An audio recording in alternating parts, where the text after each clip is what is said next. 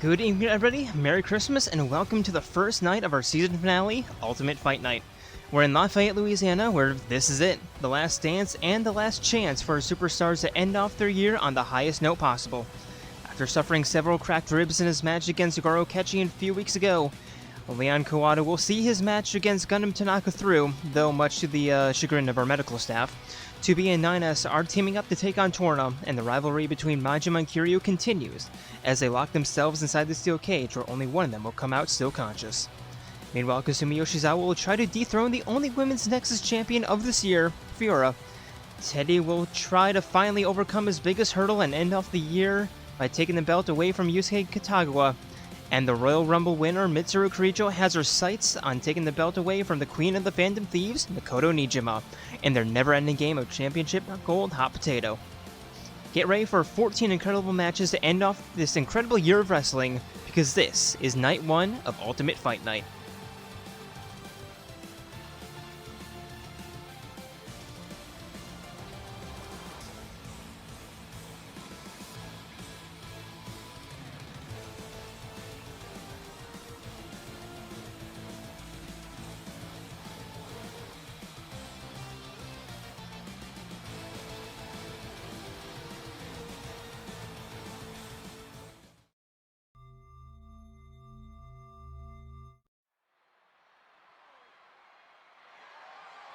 The following contest is scheduled for one fall and is for the Men's NXT Championship. And here we go for our final Nexus Championship matchup of the evening, or of the season, excuse me.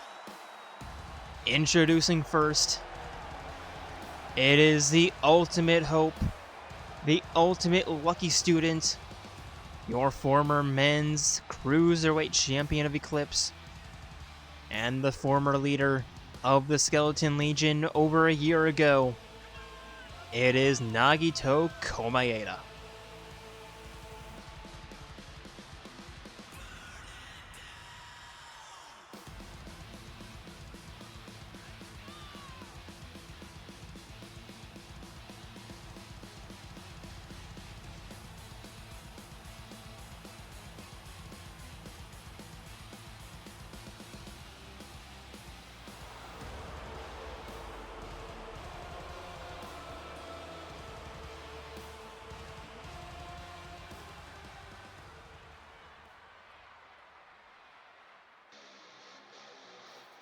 And his opponent.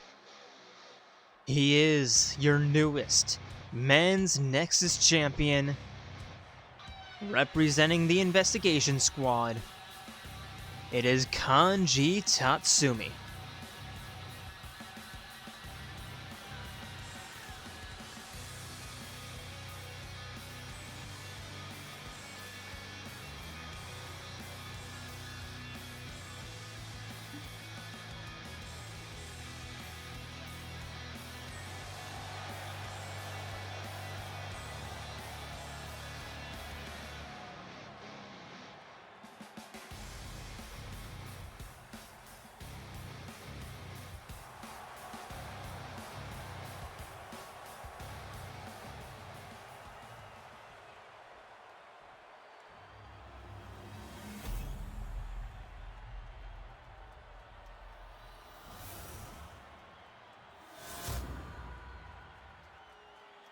Introducing the challenger from Japan, weighing in at 143 pounds, Rin Kobayashi.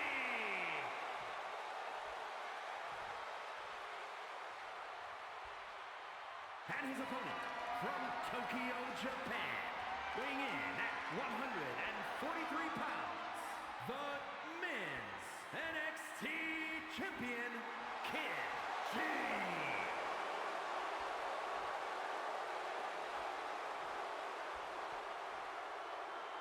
And here we go, Kanji handing the belt to the referee. And for the final time, the Nexus belt being shown, or the men's Nexus Championship belt being shown to the challenger and to the world.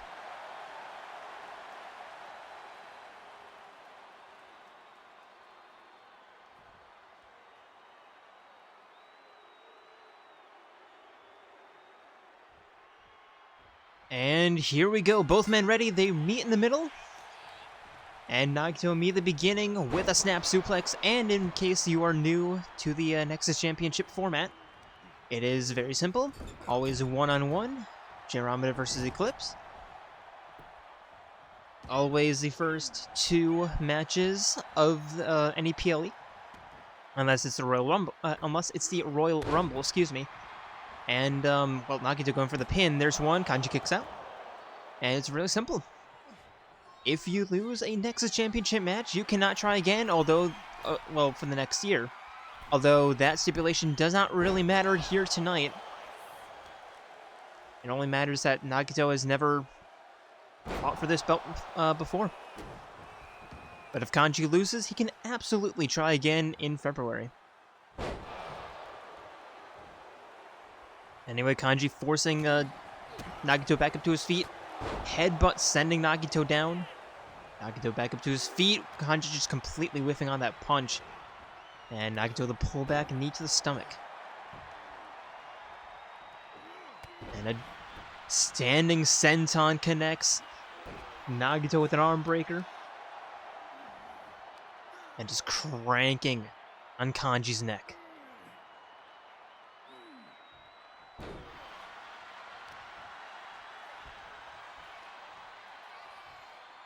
And Nagito with a side slam. Oh yeah, and also there's no managers in Nexus Championship matches, thanks to a certain Sir Bones from last year.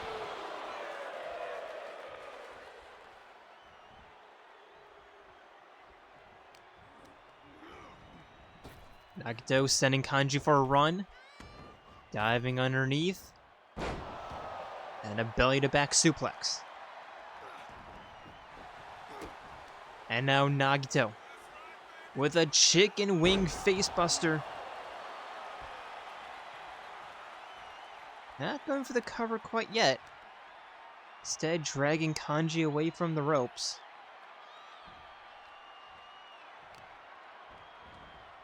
And a stomp to the upper arm.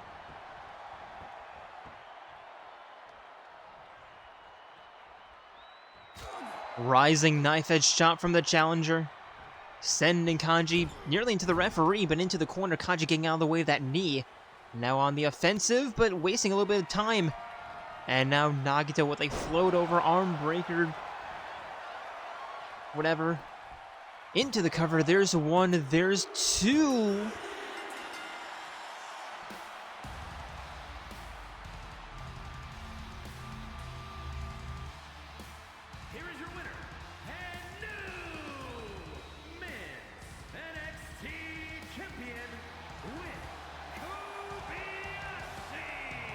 And with the quickness, it was over.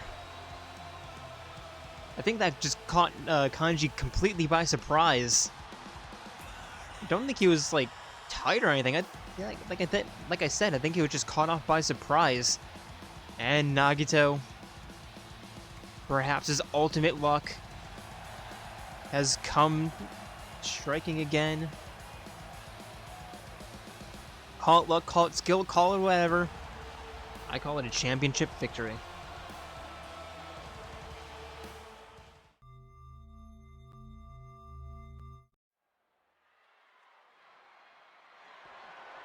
The following contest is scheduled for one fall and is for the Women's NXT Championship. And for our next Nexus Championship matchup of the evening, and our final Nexus Championship matchup of the year. Introducing first, she is your former Cruiserweight Champion 3 times, I think?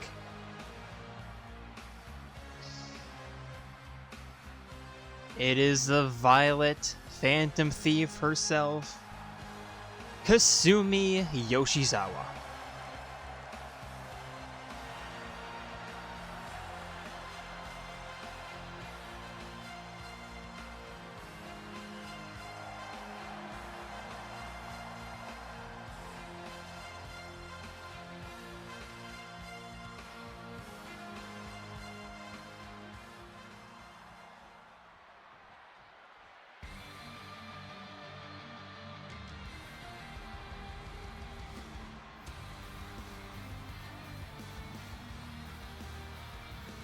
And her opponent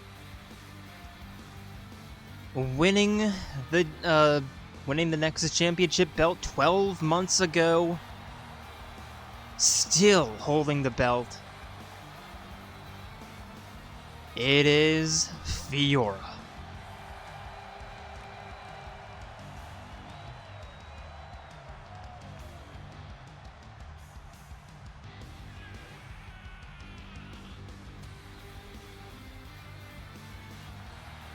And like I said last match, but if you're new, I'll go. If you're new here or if you're just tuning in, I'll go over the rules of a Nexus Championship match yet again.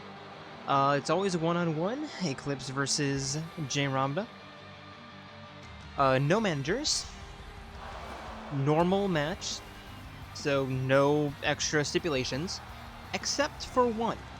If you lose a Nexus Championship match, you cannot try again for the rest of the year, which makes Fiora's 12-month stint as champion just that much more impressive.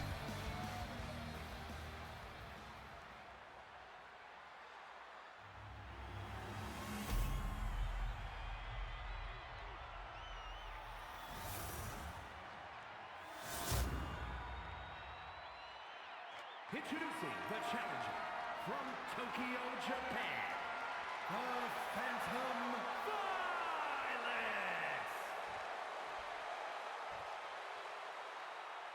And her opponent from Stillwater, the Women's NXT Champion, Reyn.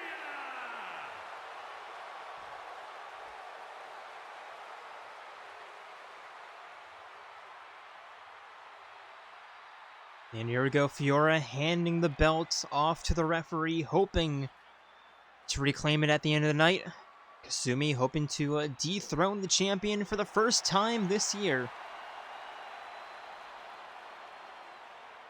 Or to be the first to dethrone the champion this year. And here we go, both women ready. And referee rings the bell, they meet in the middle, with Kasumi immediately heading down south.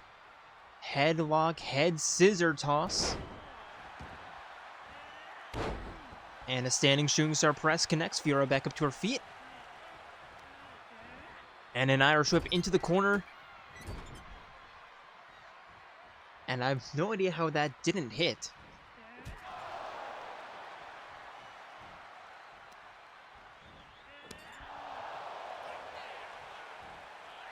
And Fiora elbowing out of the corner, going for a springboard, but Kasumi grabbing her from behind, Irish whip over the top rope.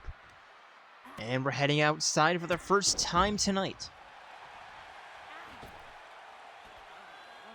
Remember, this is a championship match, so any count out favors the champion. Kasumi not even trying to avoid a one count as much as possible. A jumping single leg drop kick. Now Fiora, she has struggled during these matches throughout the year. Although, as you see, with her still being the champion, she's overcome every single one of them. Although some a little bit more controversial than others. I'm looking at you, Aigis. Or match against Aigis, rather. And Tifa. Kasumi with a moonsault from the top rope. Hyping up the crowd as Fiora heads to the outside, looking for a spear, gets it. And a senton, Fiora gets out of the way. And Kasumi with a sharp back elbow. Fiora winning the grapple. Double foot stomp. And tossing Kasumi back inside the ring. And they're trying to keep the match inside the ring as much as possible tonight. Springboard Bulldog.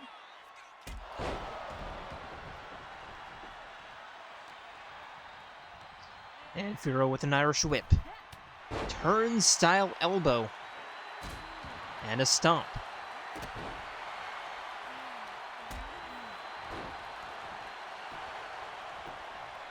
But Kasumi with the reversal into the cover, there's one. Fiora kicks out.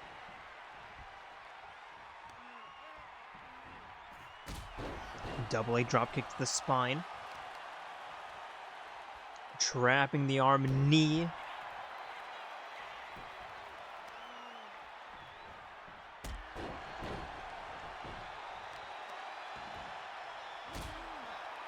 And Kasumi just not allowing Fiora to have anything right now. There's a corkscrew moonsault. Top rope moonsault.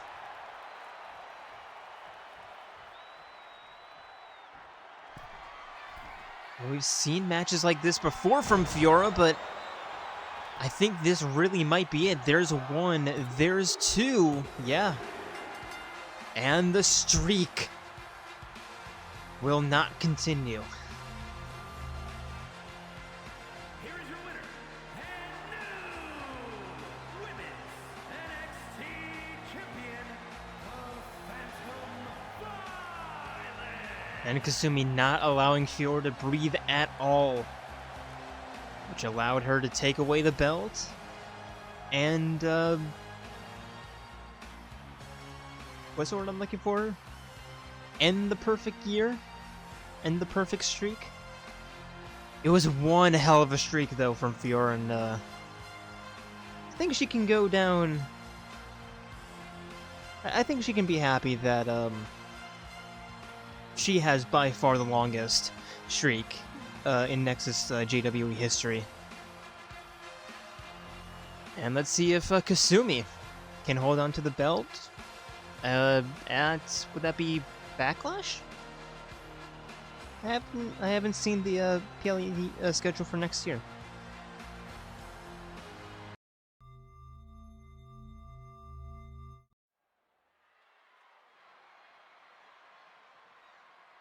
And next up, introducing first, coming to play despite several cracked ribs and the red light from our from our medical staff. He insists he's fine. It is Leon Kuwata. Weighing in at 148 pounds, the rock star, Leon Kuwata.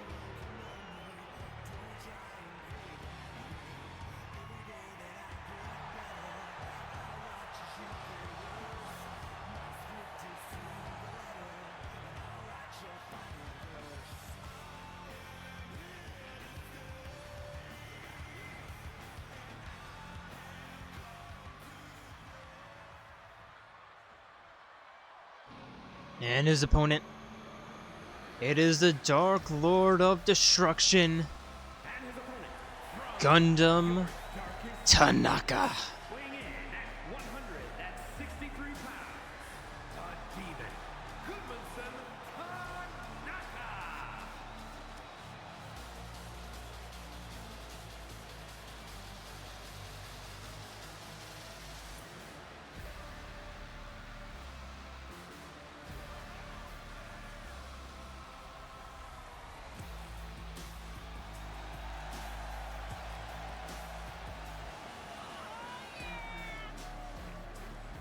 These two already have a long history of beef, despite this series only being 2 years old.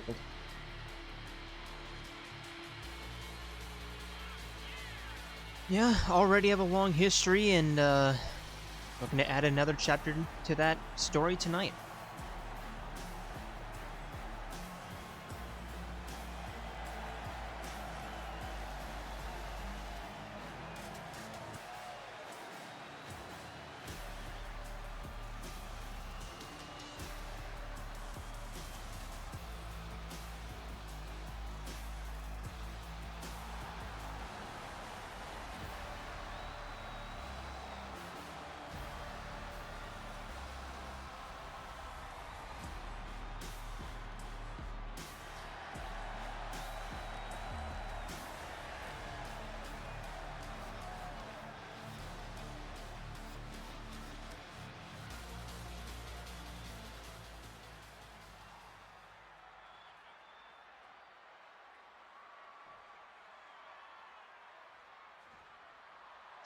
And here we go, both men ready. Referee rings the bell, and they meet in the middle, with Gundham immediately tossing Leon into a pullback shoulder tackle, or shoulder barge rather, and the ground and pound, stomp to the chest, already targeting those injured ribs.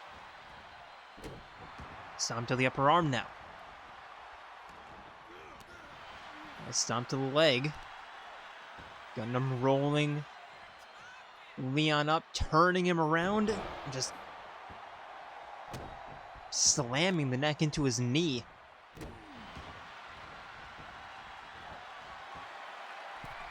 Now Gundham heading up top. Looking to fly, diving, elbow drop again, targeting those ribs.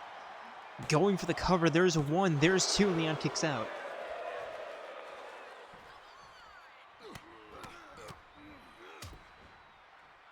And again, just a stomp. Gundham rolling Leon up yet again.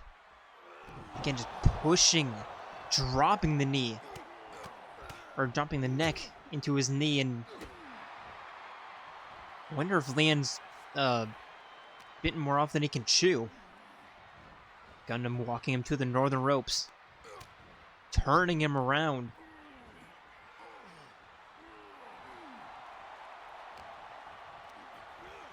Now into the corner, crossbody, tossing him aside. And a huge elbow to the chest. Leon finding a reversal stomp to the arm. Trying to fight his way back, despite the handicap. Elbow drop.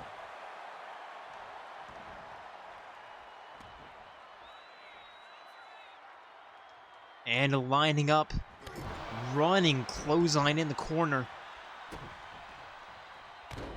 Now Leon with an elbow. Staring down his rival. Arm breaker, looking for a stomp. Gundham up to his feet. And a float over DDT. Gundham in the corner, already looking for the demon kick.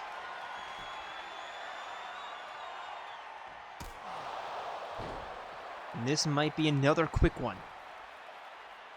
There's a one, there's two. Leon kicks out. And rolling to the outside, trying to catch his breath. And Gundham not giving him any room. There's a crossbody. Leon back up to his feet. And a crossbody of his own. Probably not the smartest idea. You already have, damaged ribs. Probably don't want to, voluntarily put them in, in the line of fire.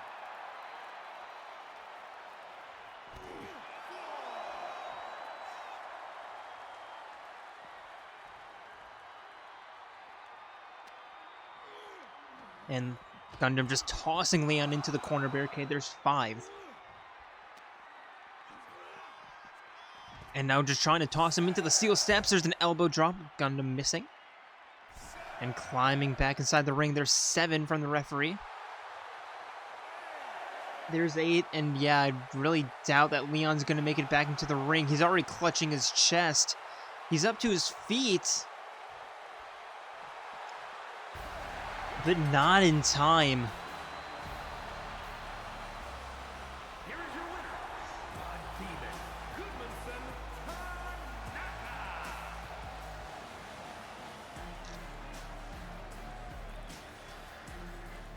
And Gundham had one game plan.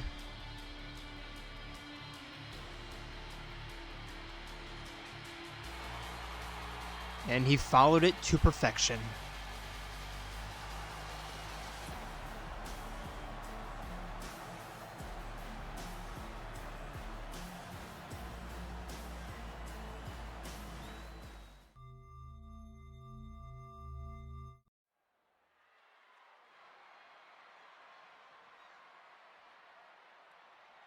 And for our next matchup of the evening,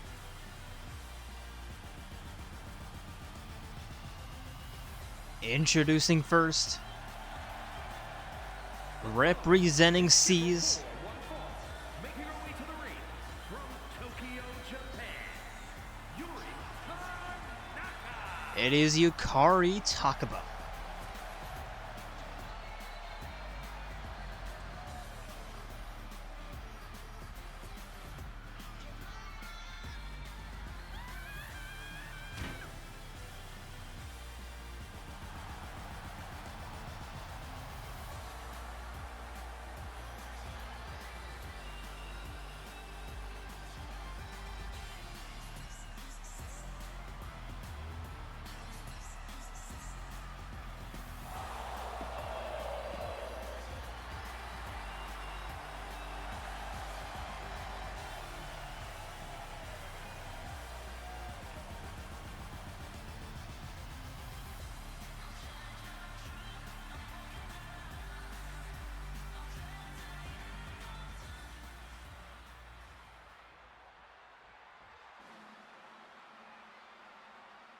And her opponent, And from Paris, France, the French Paradox, Charlotte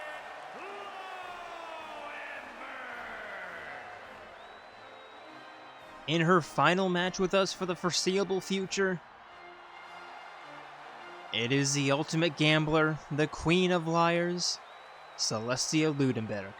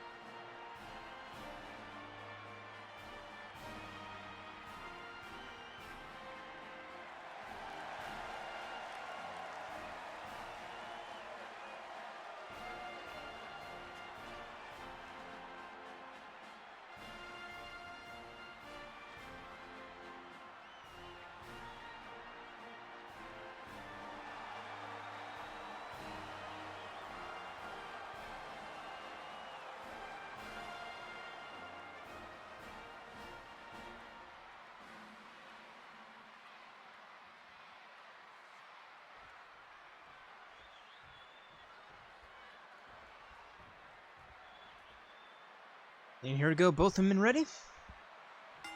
Referee rings the bell. Celeste immediately running towards Celeste, hitting her with the tackle. And a stomp to the arm, knee to the spine. And a knee, Yukari getting out of the way of that one. And an Irish whip into the corner. Kicks to the chest. And Celeste turning that around. Setting up Yukari with a hangman.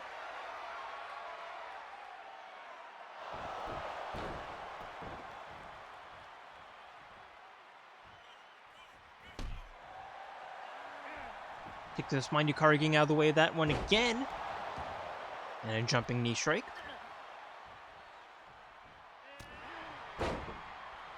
Elbow sends Celeste down, wrist clutch. Knee to the chest, going for the cover. There's one, there's two, Celeste kicks out. Celeste back up to her feet, Yukari with a diving, flying forearm, Celeste not even there. And now just pulling Yukari down from the top rope. And already a brawl breaking out in the middle of the ring.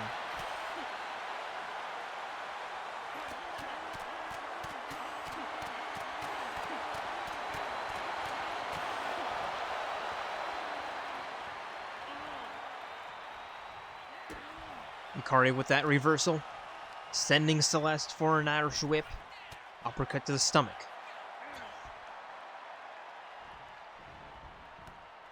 And a clothesline. Yukari with the ground and pound.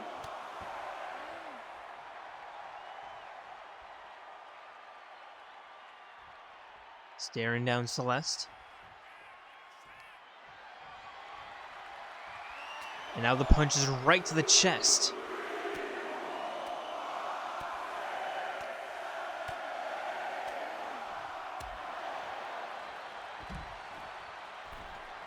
Yukari heading up top. Staring down Ludenberg. And a flying forearm. Yukari forcing Celeste back up to her feet. Celeste stepping out of the way. Turning Yukari around. Headlock.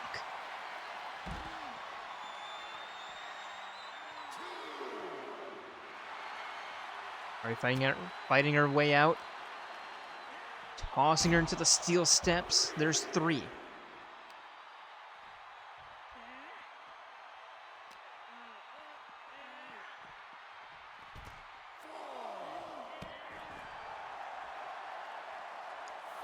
There's 5. Yukari forcing Celeste back up to her feet. Back inside, not inside the ring, into the ring post. And there's 6. Yukari walking around. There's 8 sliding back inside the ring. And are we seriously going to have another count out? There's 9. Yeah, we're going to have another count out.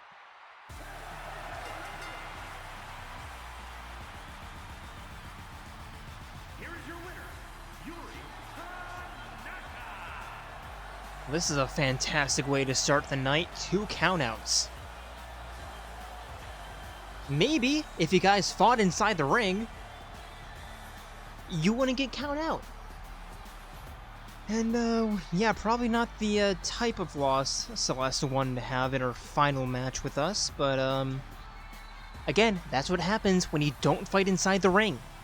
When you don't go inside the ring when you're told to. Consequences.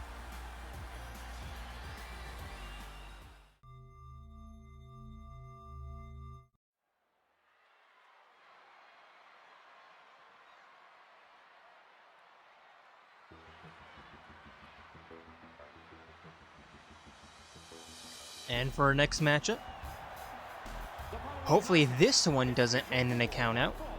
Making her way to the ring, representing the Acolytes from Pangea, Lora. Introducing first, representing Torna, it is Lora.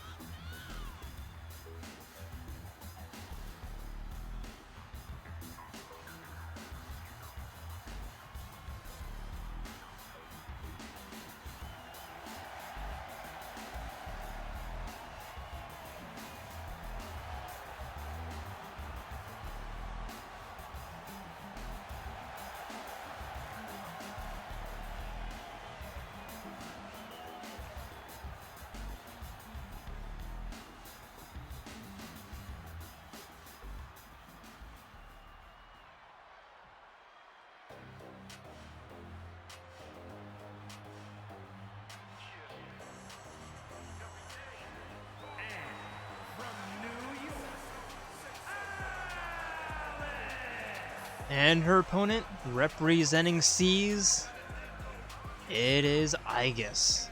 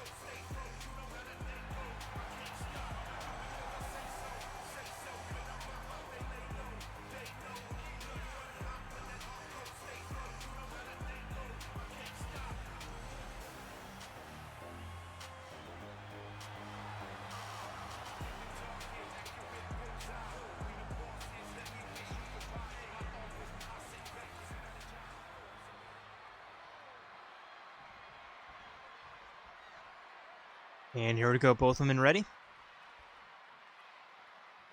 And referee rings the bell. They meet in the middle with Aigis immediately running towards the ropes. Lora immediately taking her down with a single leg Russian leg sweep. And again. Standing senton connects, stomp to the wrist. Aigis back up to her feet, wheelbarrow, DDT. And Aigis with a standing shooting star press.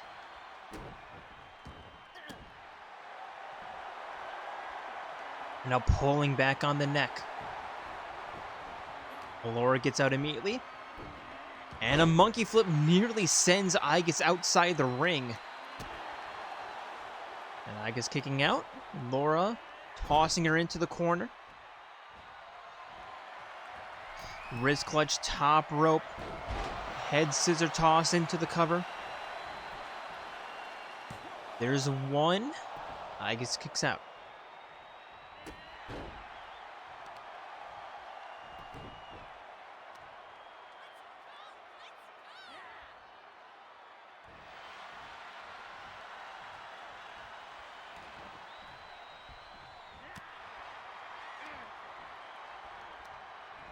Lora sending Aigis for an Irish whip. Into the trip. And Aigis is just kicking her off yet again. Springboard head scissor Hurricane Rana.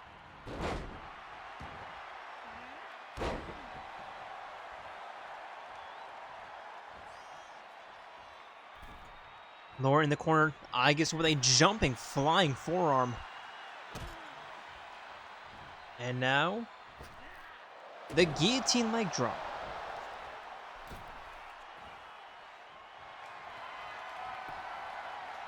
And now Aigis with a armbar triangle hold. And Lora fights her way out.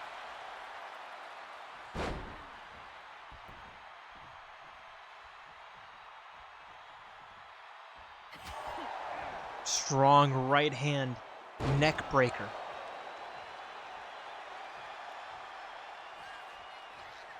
Aigis to the outside, Lora with a flying crossbody. Stomp into a moonsault elbow drop.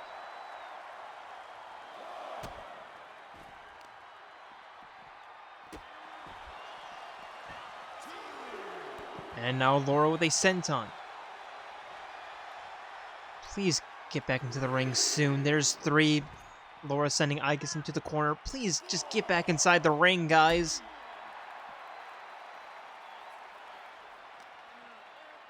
Lora walking Aigis back inside the ring. Good. Before the 6 count. Lora going for the cover. There's a 1. There's 2. Aigis kicks out.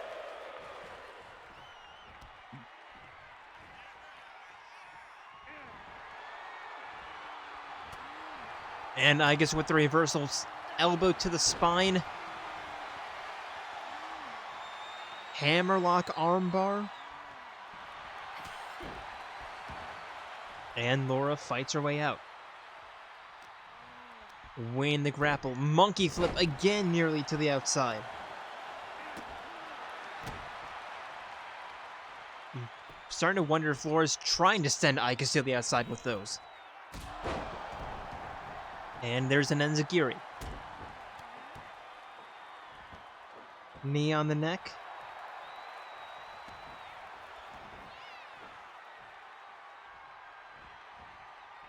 And now Lora just killing some time, heading out, heading back in, heading out again. Lora, what is the plan?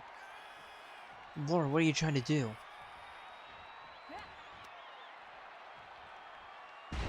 Rolling neck breaker.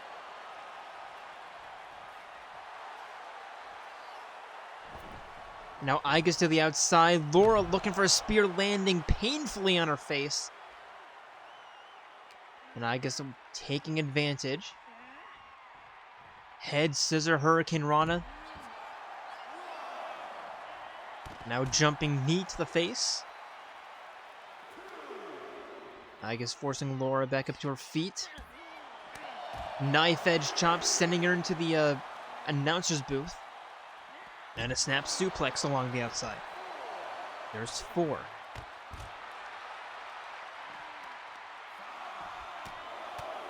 Now we're getting dangerously close to the count out. There's 6. Aigis back in. Lora just a few seconds to also make it back inside the ring, and she does. Grabbing Aigis from behind as she tries to run. Sending her into the corner. Top rope, head scissor hurricane Rana yet again into the cover. There's 1, there's 2. Aigis kicks out.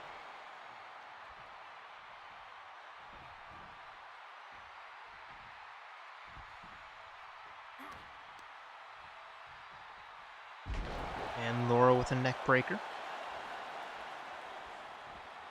Forcing Aigis back up to her feet. And a monkey flip takedown yet again.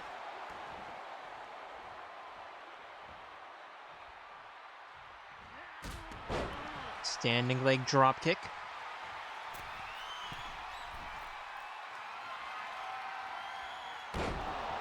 And Lora with a top rope 540 splash into the cover. There's 2. Aigis nearly avoids the 3 count.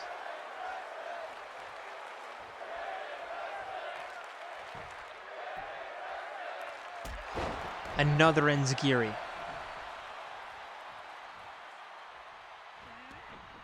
Aigis gets out of the way. Lora catching her with a kick.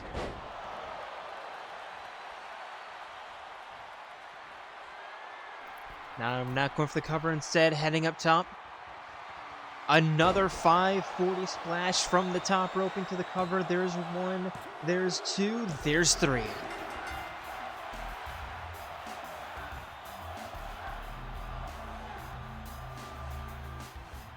Here is your winner, Lori!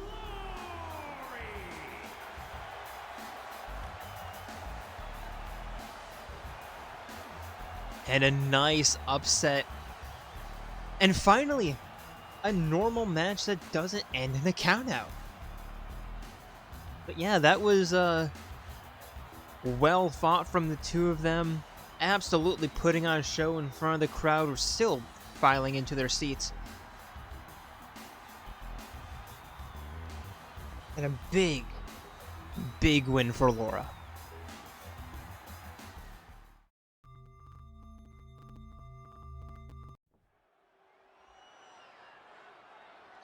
And now for an intergender tag team matchup. Introducing first,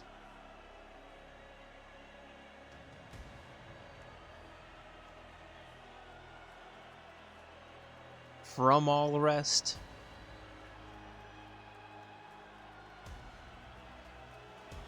it is Torna. Is scheduled for 1 fall. On the way to the ring, accompanied by Mikhail, the Acolyte. And it's going to be Petroka and Akos taking the ring, with Mikhail being ringside for support. And I've been looking forward to this match all month. As soon as the cards were released, this is one of the matches I was looking forward to the most. And we're finally here. Just a few minutes away.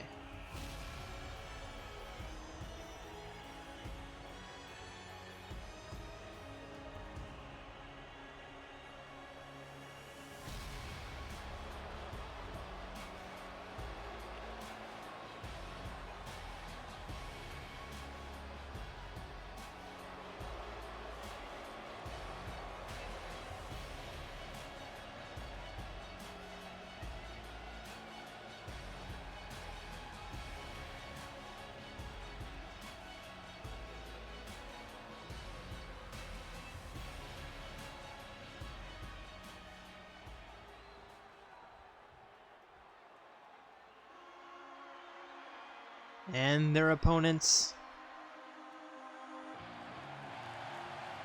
It is 9S and 2B. It is YorHa.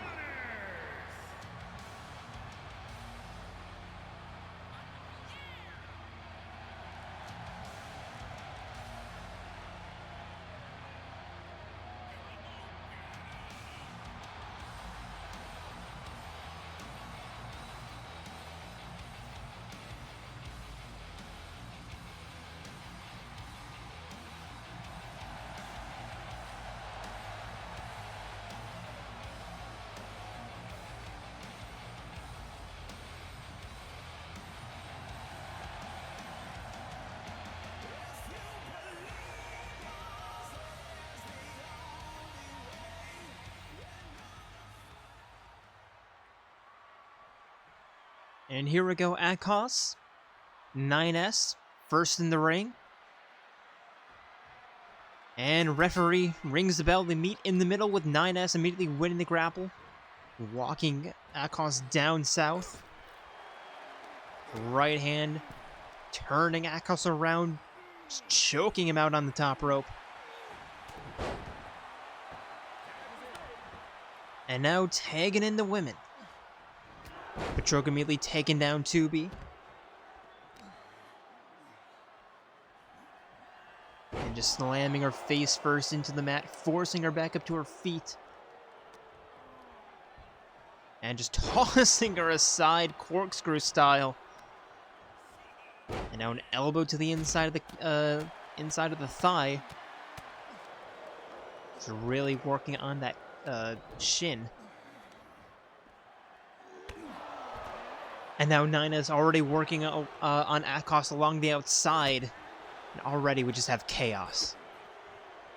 Akos with a snap DDT. They're not even the legal men, and they're just brawling along the outside. Surprised Mikhail hasn't gotten involved. Petroka tossing 2B into the referee. Snap suplex.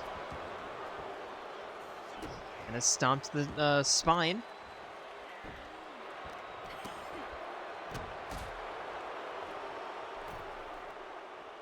And a kick to the stomach. 2B crawling to the corner. Petroka staring her down.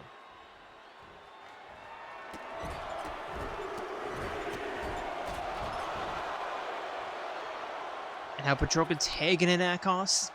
And the men will once again do battle inside the ring this time.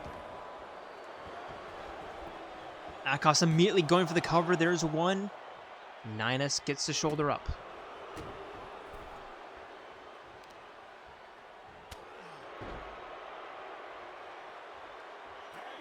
And now the women are back inside the ring. Petroka the running clothesline going for the cover. There's a 1, 2B kicks out.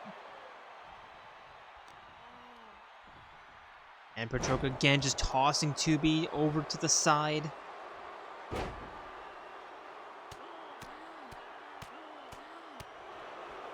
Just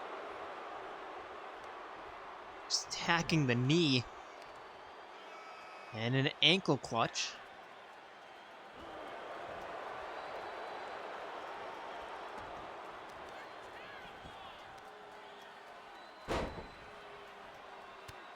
And Petroka already seeming to have an answer for 2B, like just not allowing her to do anything. And of course, as soon as I say that, 2B with a reversal. Just bashing the head of Petroka into the canvas, tagging out. And 2B very cold this match.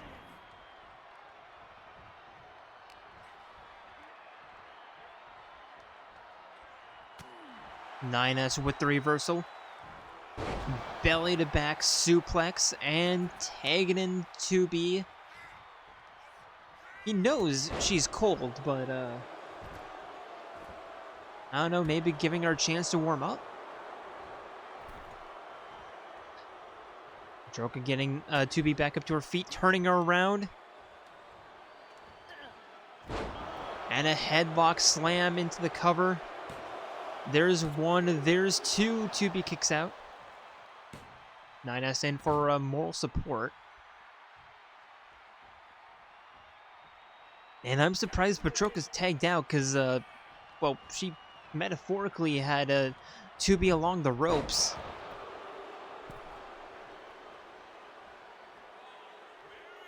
And Torna has just been completely dictating the tempo of this match.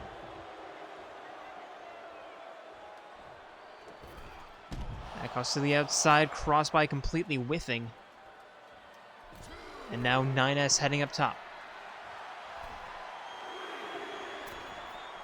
Her head scissor toss. 9S forcing Akos back up to his feet. Knee to the jaw. There's 2 from the referee.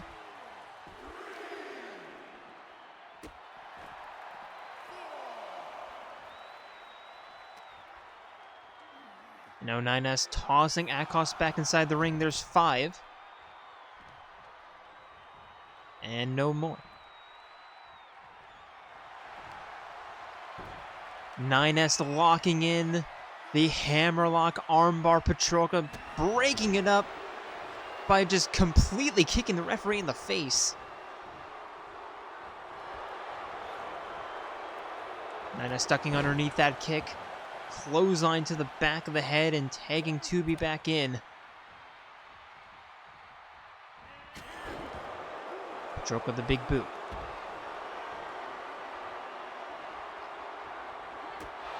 And a huge roundhouse kick. The referee's still down on the mat. And Petroka with a diving elbow. Now going for the cover. There's 1, there's 2. 2B barely kicks out.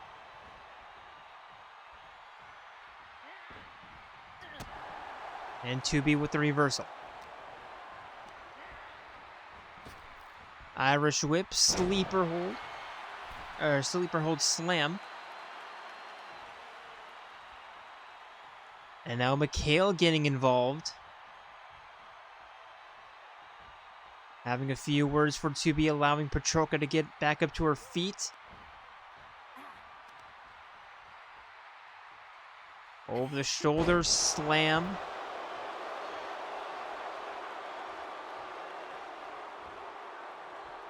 And Petroka forcing 2B back up to her feet. Irish whip into the corner.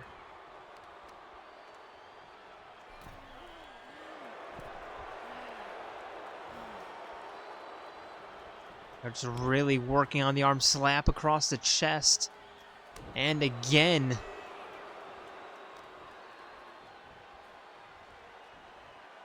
Petroka walking 2B to the northern ropes. Knife edge chop across the throat. And yeah, 2B just unable to get anything going this match. Avoiding the tackle. That's a start. Not avoiding that one, though.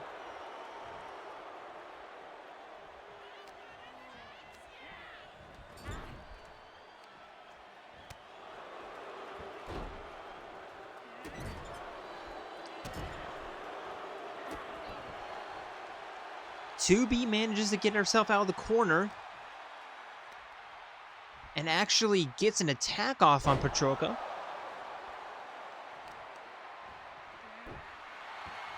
Arm breaker, and again being distracted by Mikhail.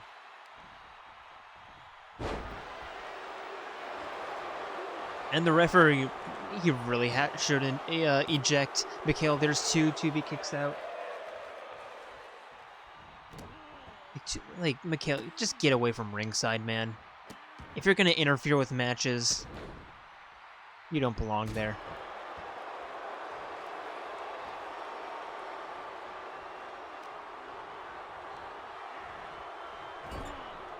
Petroka again tossing 2B into the corner. 2B elbows out. Irish whipping Petroka into the corner.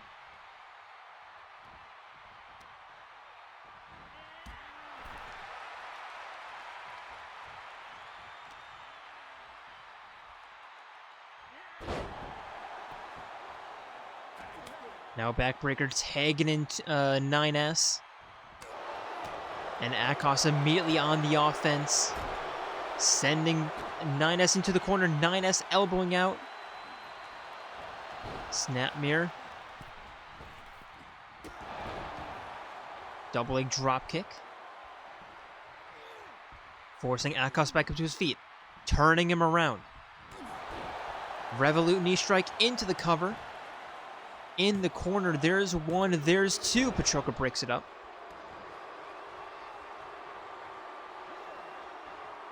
And now 9S lining up the Kojai clutch. And stifled by Aigis.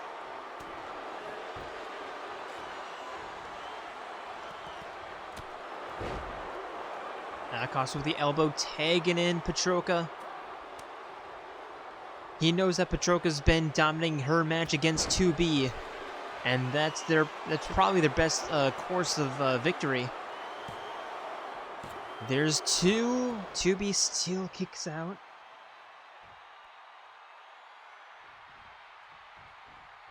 Showing lots of life, but just no offense. There's a flatliner. Not going for the cover right away, instead looking to put a bow on things. Over the shoulders. And another flatliner into the cover. Here comes 9S for some more moral support, and it seems to have worked.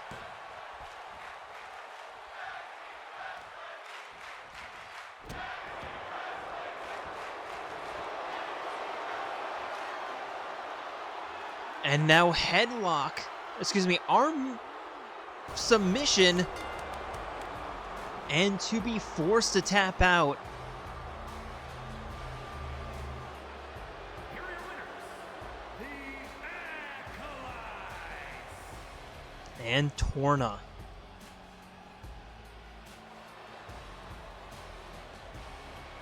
Hearing the boos raining down from them from the crowd, they don't care. All that they care about is getting their hands raised, and that's exactly what happened. Doesn't matter how they get the win, as long as it's a win, it's a win.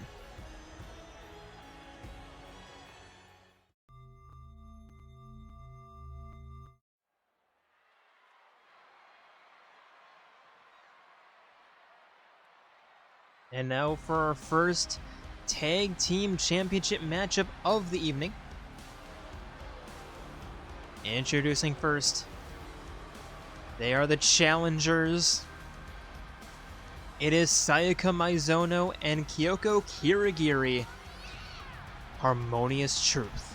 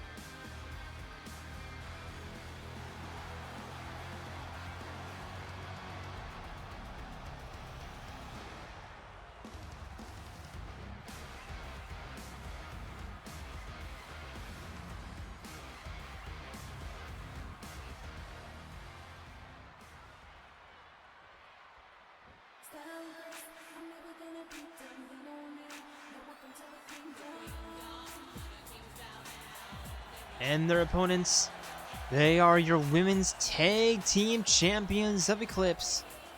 It is Melia Antiqua and Nia Ascension.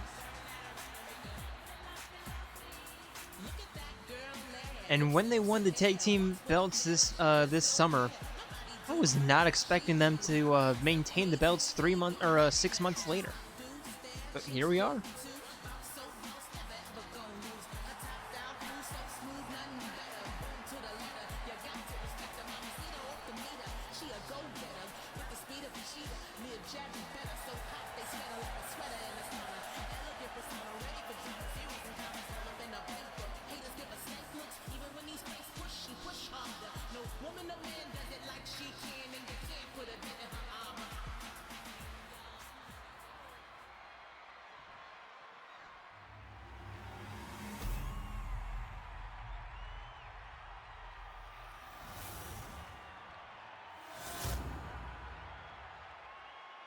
The following contest is a tag team match set for one fall and is for the Women's Undisputed Hybrid, the Tag Team World Championship. Introducing the challengers, Truth and Consequences. And their opponents, the Women's Undisputed Hybrid, the Tag Team World Champions, the Queens.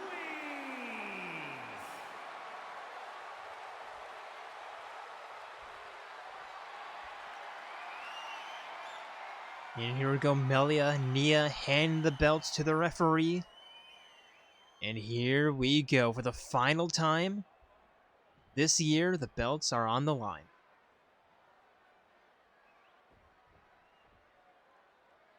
Here we go, Kyoko, Nia, the first in the ring. And referee rings the bell and they meet in the middle, with Kyoko immediately winning the grapple. The pendulum backbreaker. Harmonious Truth, coming off of a very cold season where they absolutely dominated last year. With the new tag team regulations this year, they just could not find the rhythm. And, I mean, they won their bid for this match, but not really sure if they're a championship caliber quite yet, as they look for their first tag team attack. Saika tagging Kyoko back into the ring. Double underhook takedown. And meanwhile, Ascension win their tag team matchup. I forget exactly when, but I'm pretty sure it was this summer. And the referee just getting in the way of that. What was that? So yeah, I'm going to say that these two teams, they really don't look like championship caliber teams, yet here they are. Kyoko going for the cover, there's one, and Nia just gets his shoulder up slowly.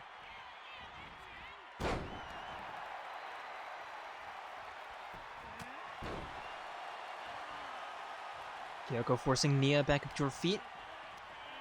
Irish whip into the corner, tagging Saika yet again. Another tag team attack before Nia could even tag out.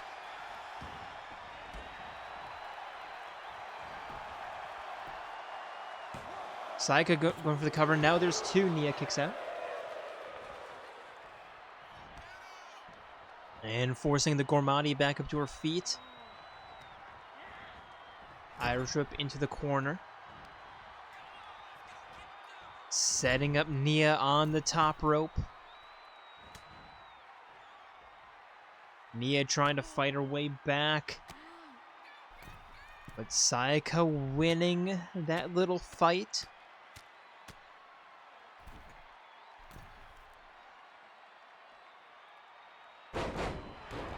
And the top rope head scissor. Nia crawling to the corner. Hot tag gets Melia in. And Melia immediately double A drop kicked. Saika walking Melia to the corner. Melia elbowing out. Springboard clothesline. And now going for the cover.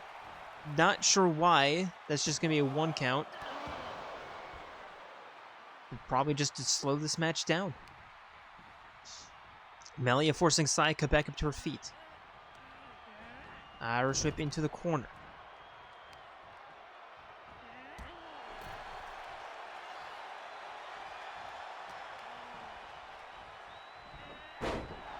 And now Melia with a snap suplex, tagging Nia back in. Nia having some time to rest, brushing it off. Kyoko tagged back in. And they meet in the middle yet again. Nia tossing Kyoko into the corner. Looking for a double leg drop kick. Kyoko just pushing that away, turning Nia around. Nia with an elbow. And avoids the kick. Kyoko sending Nia into the corner.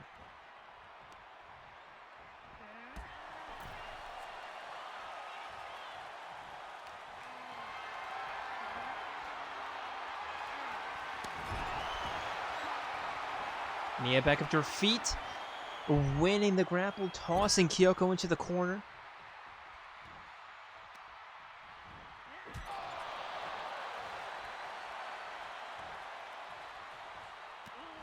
Half pitch knee raise.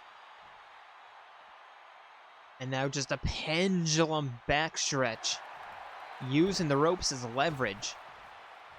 Or excuse me, as a Black Widow backstretch. Nia just sending Kyoko down with a slap. There's an arm breaker and tagging Melia back in.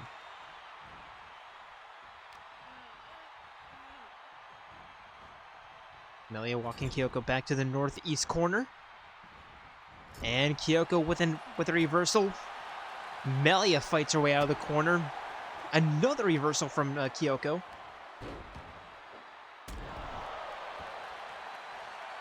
And they are both teams making me eat my words for saying that they don't look like championship caliber teams. They've absolutely woken up.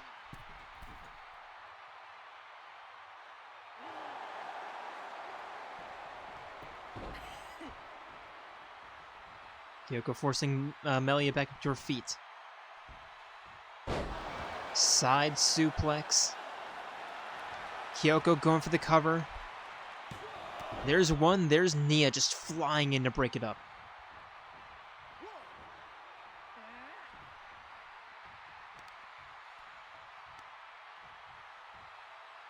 And Kyoko dragging Melia away from the corner.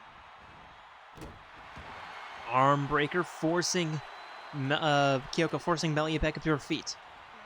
Irish whip into the corner.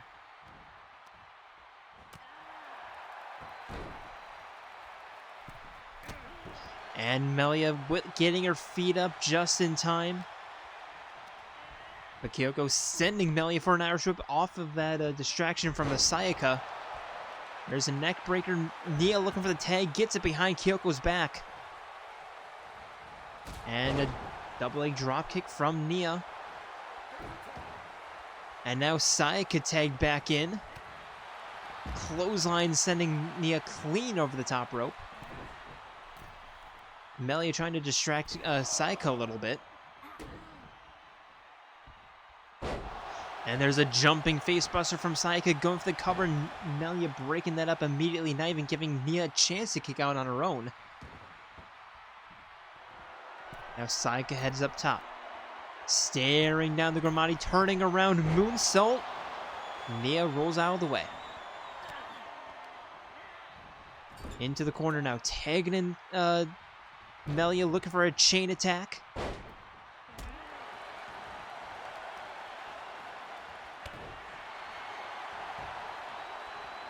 Now Melia going for the cover. There's one, Sayaka kicks out.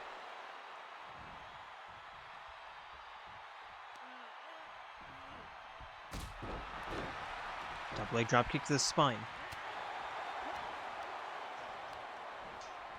Kyoko sending Sayaka into the corner. Setting her up top. And now looking for the avalanche, but Sayaka fights her way out.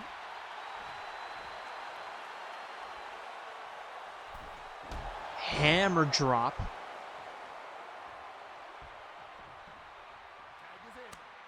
And Kyoko's back inside the ring.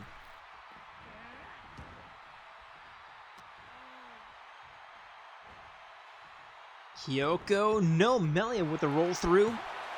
With the reversal, there's two. Kyoko kicks out. Irish whip into the corner. And a back elbow into the bulldog from Melia. And the cover, there's one, there's two. Kyoko kicks out, but Sayaka in the ring. So that's advantage Ascension.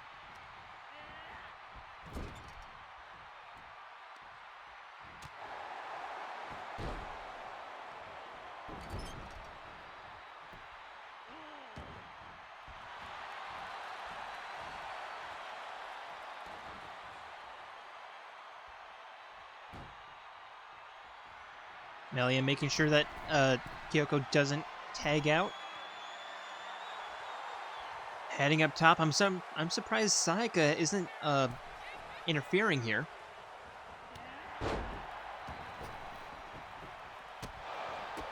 Now to the outside, Kyoko working on Nia. Here comes now Melia to protect her teammate.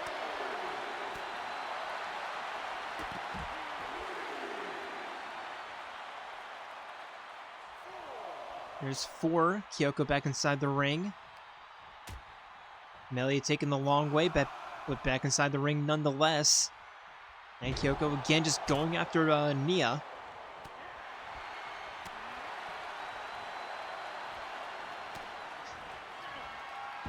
And a facebuster from Melia going for the cover. There's 1, there's 2. No.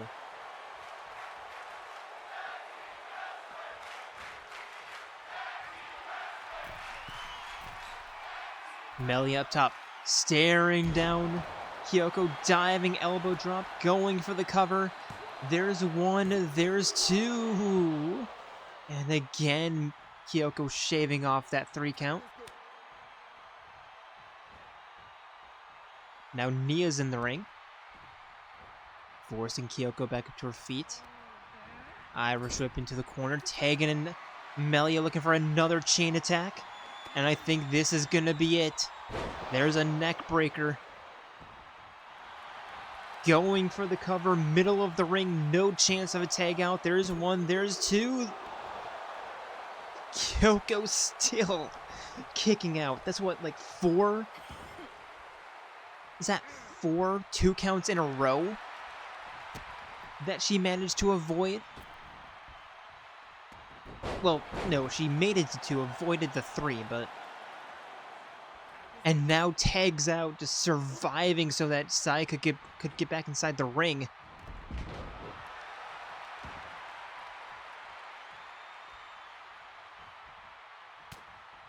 Sayaka turning Melia around. Neck breaker from behind. Heading, just running around on the apron. No idea where she was trying to go. Couldn't really make up her mind. And there's a neck breaker. Melia to the outside. Climbing back in. Sayaka just trying to grapple her. Melia kicks out. Tossing Sayaka into the corner. Corner monkey flip, and now Melia. Top rope crossbody. Not going for the pin, instead forcing Sayaka back up to her feet. Irish whip into the corner. Nia punching her down.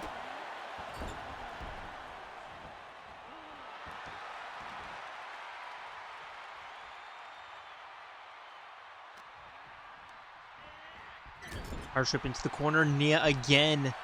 Just a punch to the back of the head, and now Melia lining up a finisher. Another jumping facebuster into the cover. There's a 1, there's 2. Kyoko breaks it up.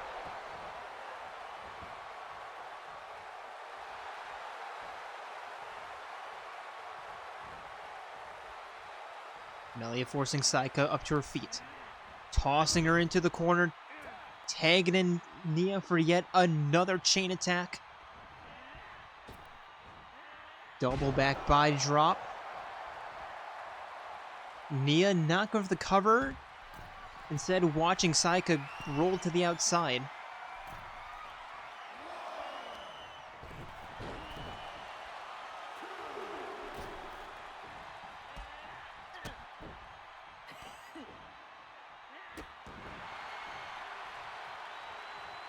Nia tagging out.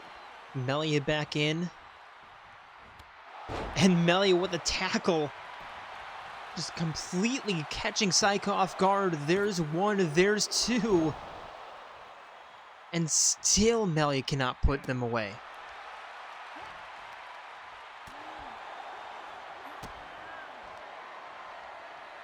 And now Sayaka with a snap DDT. Going for the cover. There's 2. Melia kicks out.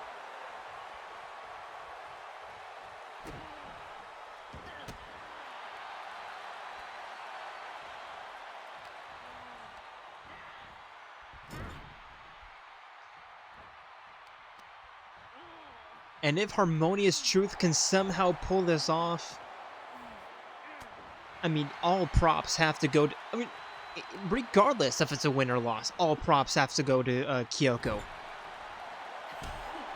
I mean, all props have to go to all of, like, all four of them, because a slow start, but holy shit, this thing has woken up. Top rope arm drag from Sayaka. Forcing Melia back up to her feet. Strong right elbow sends her down, forcing her back up yet again. Irish whip into the corner.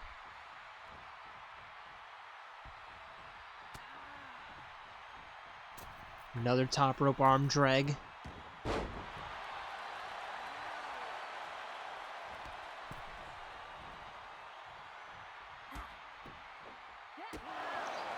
Enziguri sending a Melia down. Sayaka heading up top, turning around. Phoenix splash into the cover. This is it. There's one, there's two, and the reign is over.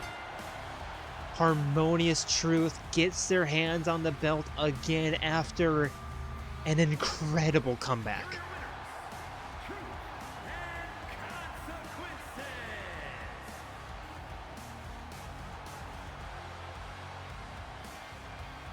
Their championships hopes kept alive by Kyoko, kicking out of 4 near falls.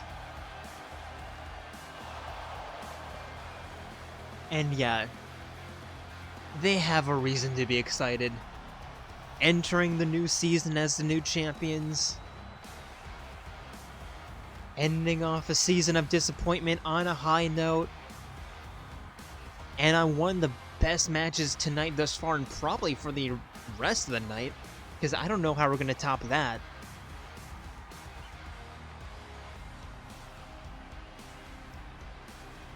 I have no words.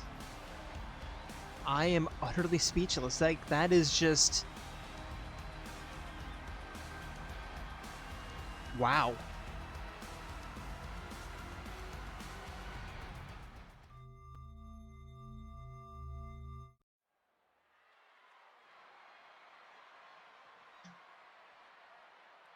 And for our second tag team matchup of the evening,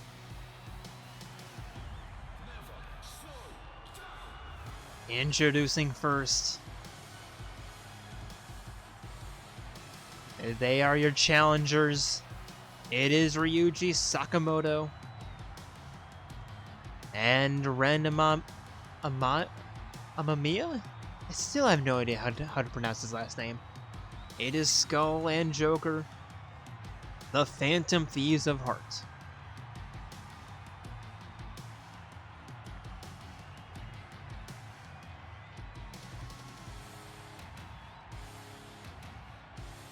Is it Amiyama?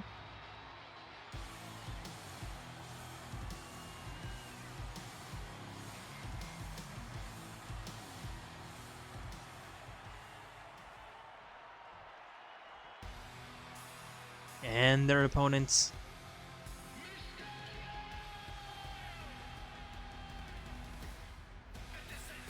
It is Shulk time and Reyn time. It is time for your men's tag team champions.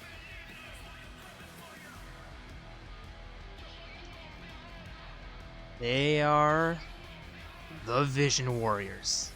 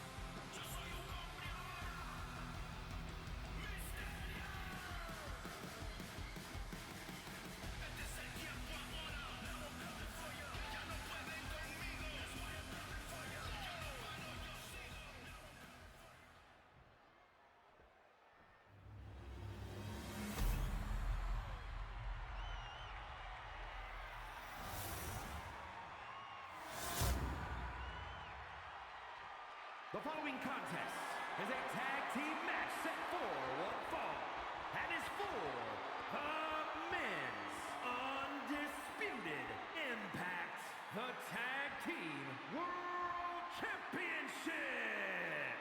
Introducing the challengers at a combined weight of 315 pounds, the Heart Foundation, and their opponents at a combined weight of 415 pounds, the men's undisputed Impact, the Tag Team World Champions, the Brain Busters.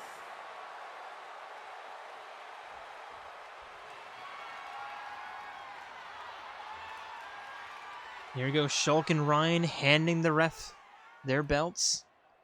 And here we go.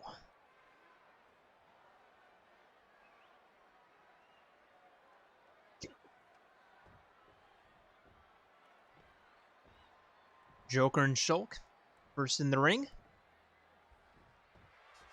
And ref rings a bell to meet in the middle, with Shulk immediately trying to toss Joker into the corner, but Joker with a reversal. Wrapping the arm around the top rope.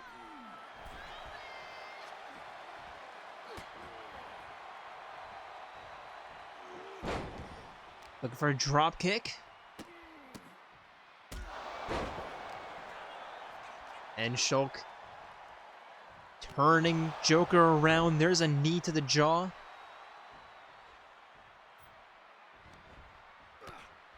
Elbow to the spine, Irish whip into the corner. Tagging in Reyn.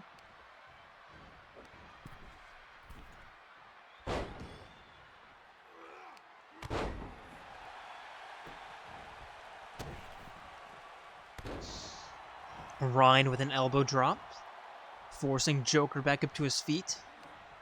Irish whip into the corner. Look for a tag out. And Joker with a reversal elbow. And now Reyn on the offensive, tossing Joker back into the corner. And a flying elbow. Joker fights his way out.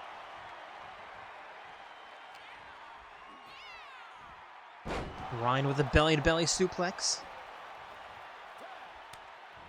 Reyn taking out, Joker taken out.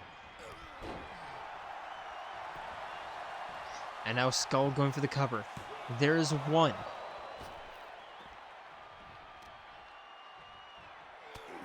Shulk fights his way out.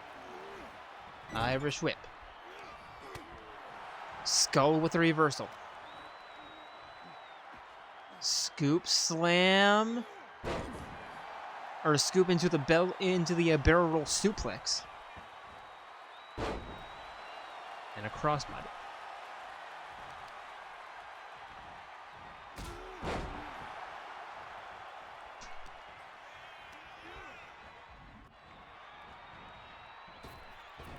Now a chain attack, elbow drop from Reyn. Skull tags out Joker back in, heads to toss.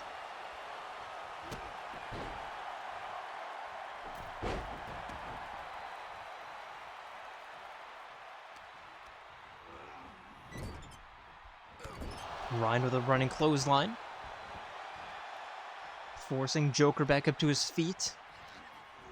Irish whip into the corner, tagging taking Shulk, back in for another chain attack. And now Shulk with an elbow drop.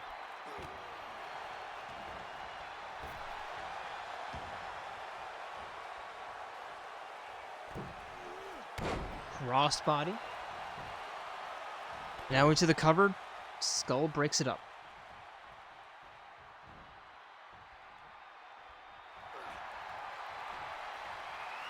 And now Shulk with a neck breaker.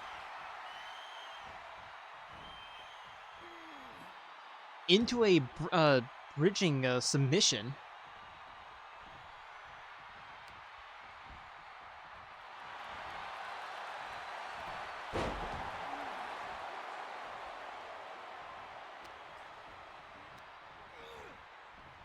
Joker with an Irish whip into the corner.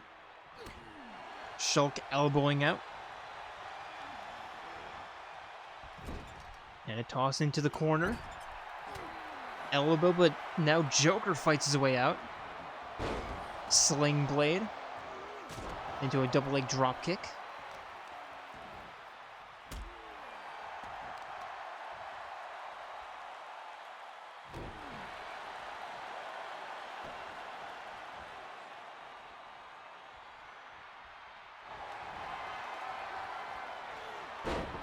And now tilt-a-whirl armbar from Joker. Shulk immediately rolls his way out. Now Irish whip. Back body drop. And now Shulk heading up top. Jumping down, tagging in Reyn.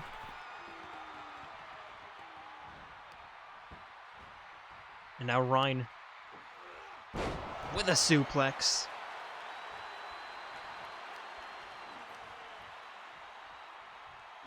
Dragging Joker away from the ropes.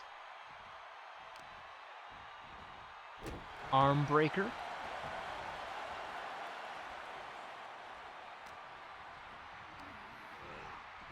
Irish whip. Clothesline. Into the cover. There's a 1, there's 2, and there's 3.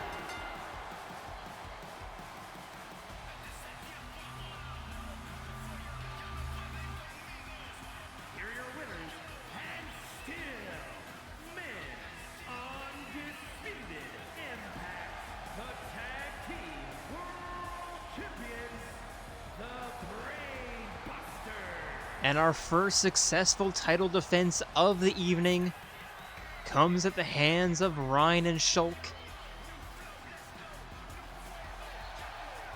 And Reyn's hopes for of being double champion are still alive. Now he just needs to take down Raiden. But that's not tonight, that's tomorrow night. So he has time to recover.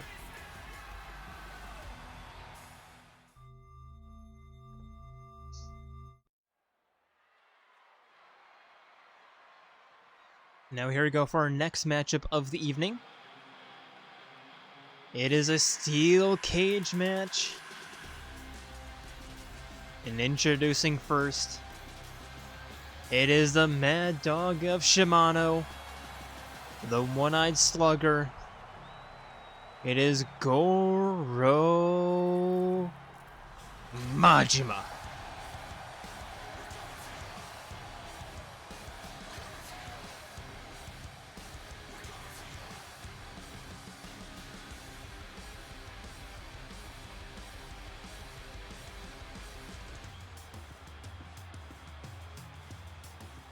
The following contest is a steel cage match.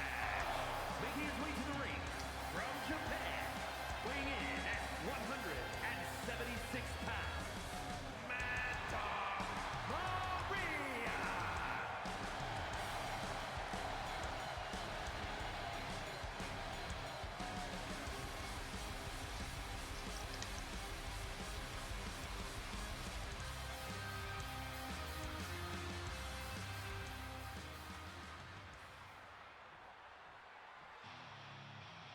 And his opponent. And his opponent from Japan, weighing in at 194 pounds, the Dragon Giri. It is the Dragon of Dojima. I think he's trying to get his first win of the year against Majima. Or his first win against Majima of the year. It is Kasumi Kirijo.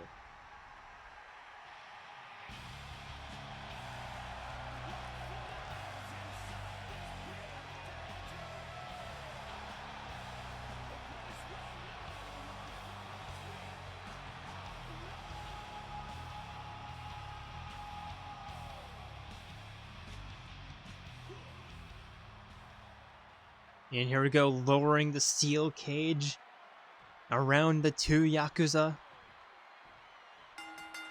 And ref rings bell. Majima immediately with a head scissor takedown of Kirijo. Remember, this is a UFC fight, so no escaping. No pinfalls. Only way to win is by submission or knockout. Kiryu bouncing Majima off the ropes into his elbow. And now looking for a belly-to-back suplex, but Majima rolling him up. Again, there's no pinfall, so it's gonna do nothing. Dragon screw takedown from the Dragon of Dojima. Stomp to the chest. Forcing Majima back up to his feet. And a super kick to the stomach. And a flying clothesline.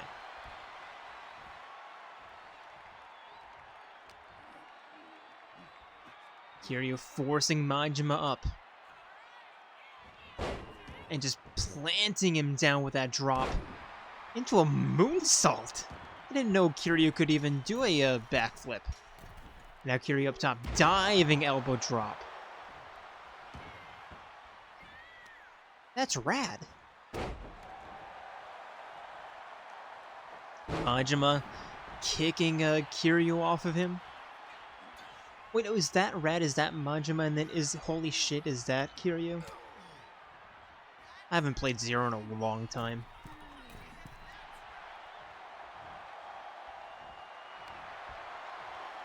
And now Majima with a sleeper hold. Kiryu immediately gets out of it. And sending Majima for an Irish whip double leg drop kick.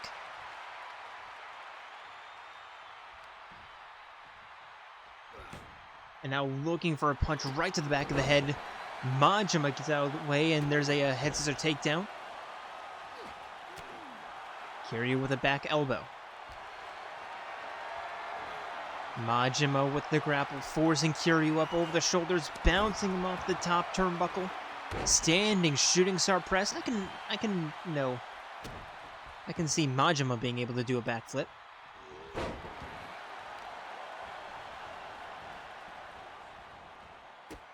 Now Kiryu just stomping on the hand. Forcing Majima back up to his feet, turning him around. Majima with a sharp elbow. Roll through, victory double stomp.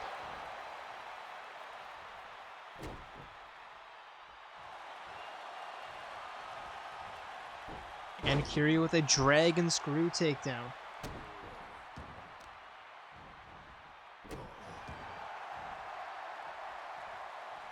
Kiryu forcing Majima back up to his feet. Irish whip into the corner.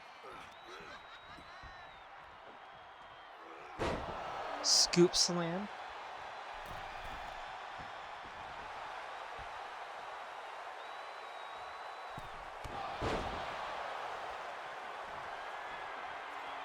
And now Kiryu lining up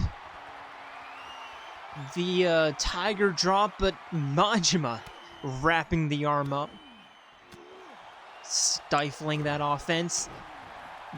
Kiryu with a reversal right back. Irish whip. No, Majima with a reversal.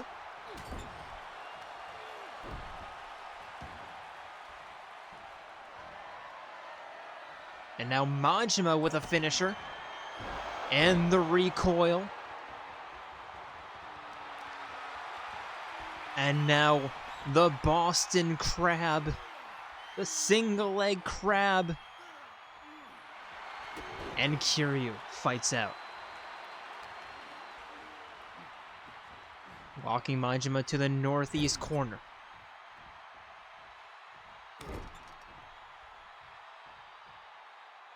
Just dragging the arm across the face, stomp to the chest. Boot to the neck.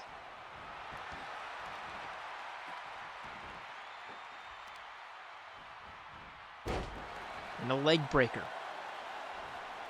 Kiryu with the ground and pound.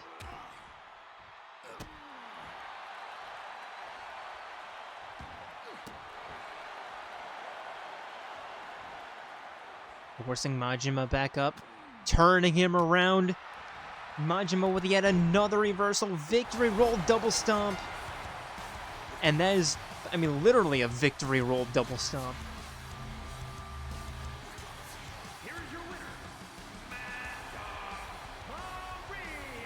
And I have no idea how that was counted as a win. I feel like Kiryu still had a ton of fight in him, but the referee calling it early.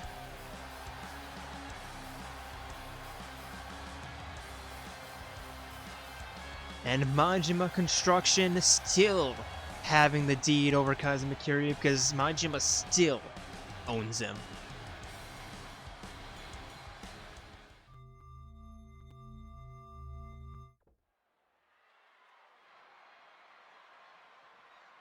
And for our next matchup of the evening, introducing first, he is the silent assassin, Agent 47.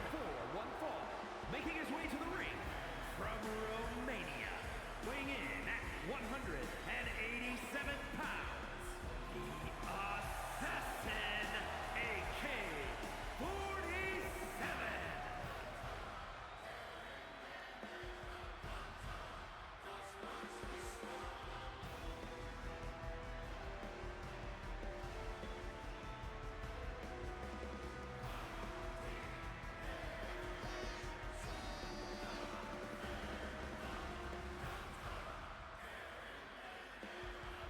And the first time these two have faced off against each other was Jin's first matchup. Spoiler alert, by the way, for who he is facing off against, but I mean, you can look in the description and literally see every single match.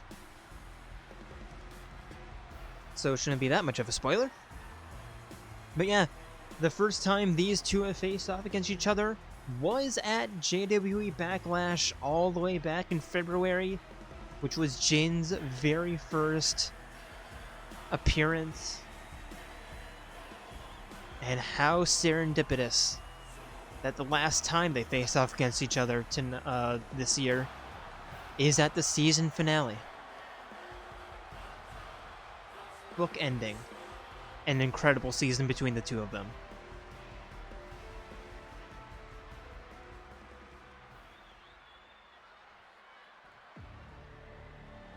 And his opponent, representing Torna.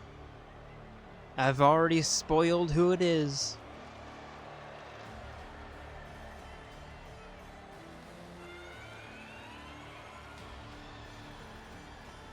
It is Jin. The Acolytes from Pangea, weighing in at 225 pounds, Jin! And who could forget Jin's very first appearance being against 47 for the belt and coming home victorious? Like, that's got to be a new record. And like I said, how serendipitous that the last match of the year that both of them have are against each other.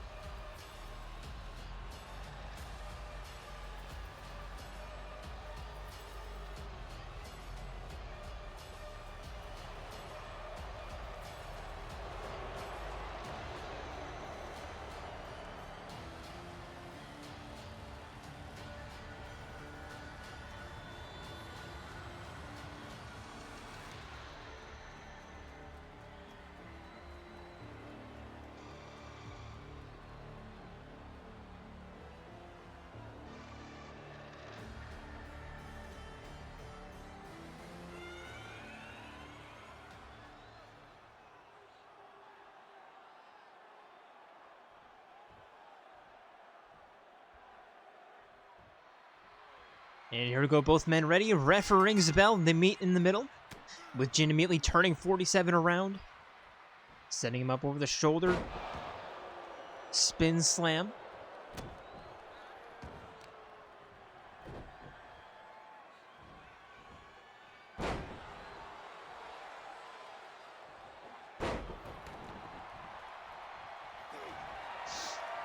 And now 47 immediately going on the submission offense. And Jin kneeing himself out.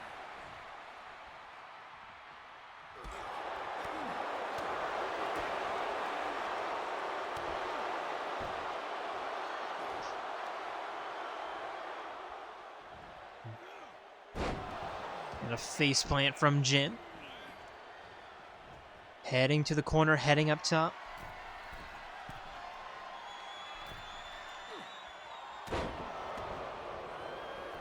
And now going for the cover. There's one, there's two, 47 kicks out.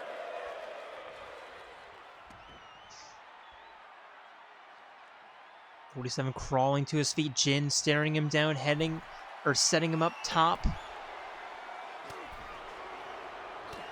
And the right hand send 47 tumbling to the outside.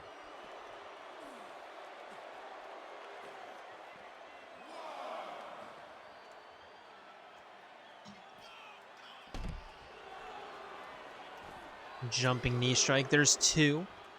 Jin forcing 47 into a seated position, 47 elbows out. There's three at like 12 frames per second. And a clothesline. 47 back inside the ring. Jin also.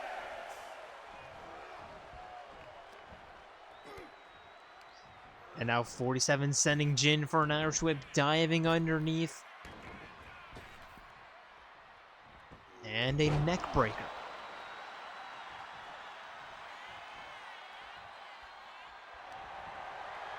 And now a sleeper hold submission and a rope break.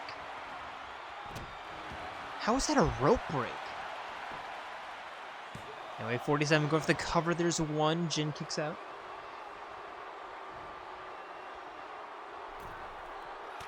Jin elbowing out of the corner. 47 back on the offense.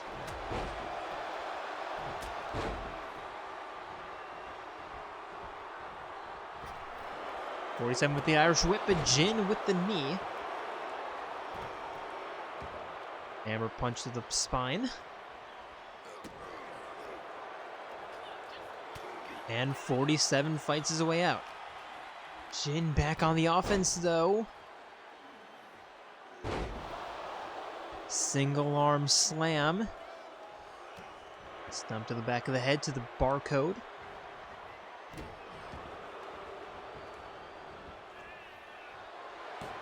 And now Jin lining up a Superman punch. Into the cover. There's one. There's two. 47 kicks out.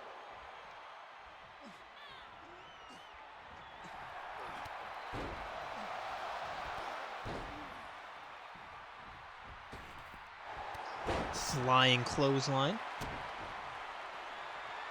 And now 47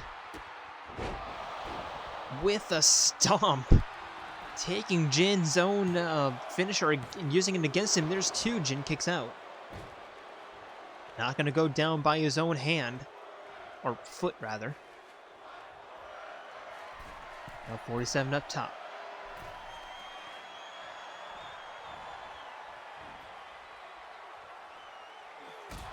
Double leg shotgun drop kick.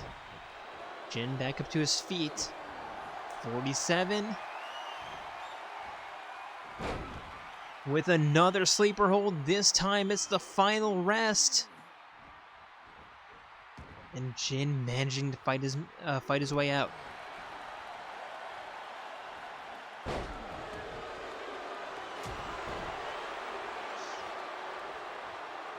.47 in one corner, Jin in the other.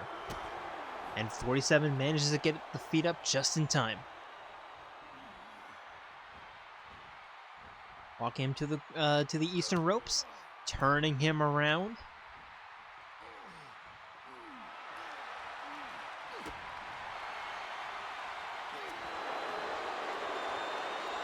And now just unloading on each other. 47 with a bunch of reversals. Winning that fight easily. Drop kick. And now 47 in the corner. And a spear, again using Jin's own tactics against him. Into the cover, using the ropes as leverage. Referee not even noticing. Or maybe it's just bold man collusion, I don't know. Here is your winner, the Assassin, AK-47. And 47. And starting the year off with a loss against Jin, ending it with a victory.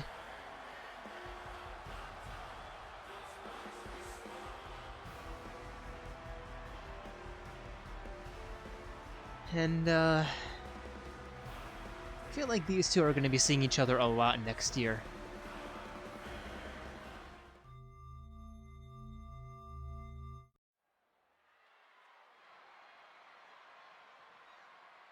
And for our final non-championship matchup of the evening, introducing first, it is humanity's companion, From the internet,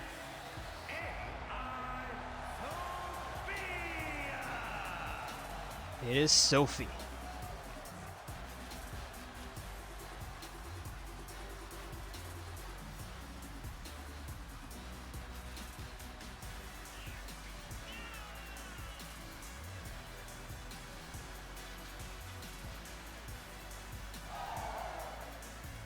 Yes, Sophie, hi.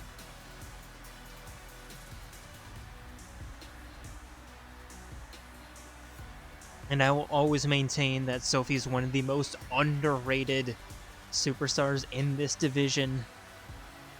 Guys, she's a champion. She's been a champion for like a collective, what, 7 months? 8 months over the past 2 years?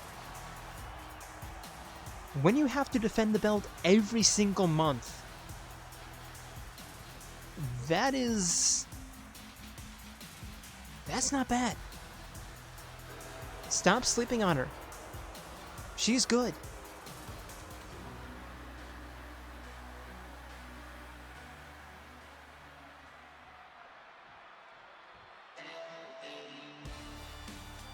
And her opponent, I want to see y'all dancing because it is representing the Cyber Idols. Is Hatsune Miku.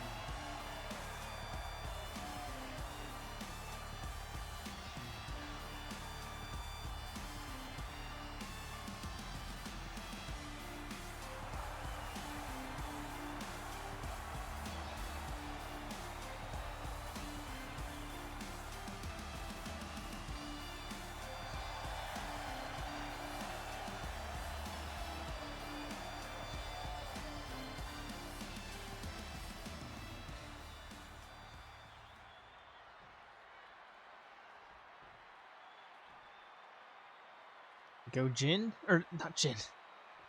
Sophie, Miku, both women ready. Referee rings the bell. Sophie immediately beginning by heading down south. Head scissor hurricane Rana toss. Rolling Miku onto her side. Kick to the spine. And Miku with a reversal. Pulling on the leg. Leg breaker. And a neck breaker. Miku going for the quick cover. There's one. Sophie kicks out.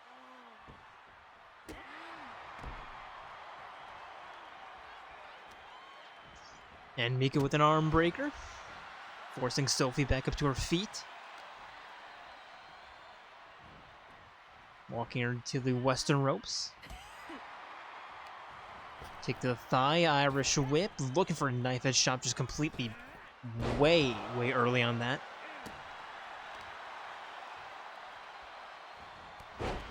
And now a knee to the side of the head. Sophie to the outside, Miku joining her.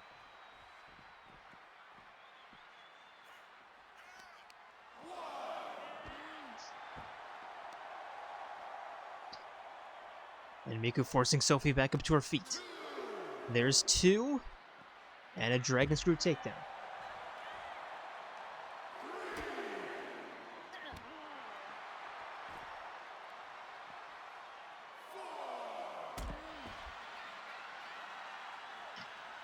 Shotgun drop kick to the side of the head. There's 5. And are we seriously going to have a 2-minute match that ends in a countout? Referee giving them plenty of time. Sophie just tossing Miku over to the corner. There's 7 with a moonsault. Miku to the back to the ring. Sophie sliding in. They enter the ring at the exact same time. And Miku with a side slam, heading up top. Split leg moonsault. Now Miku up top. Corkscrew splash.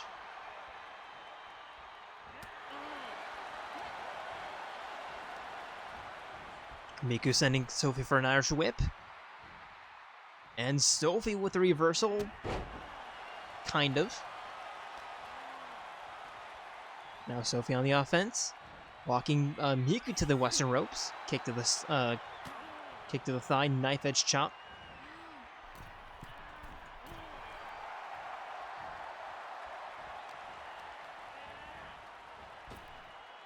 Irish whip ducking underneath. Jumping over the top. And Miku with a reversal into the cover. There's 1. There's only 1.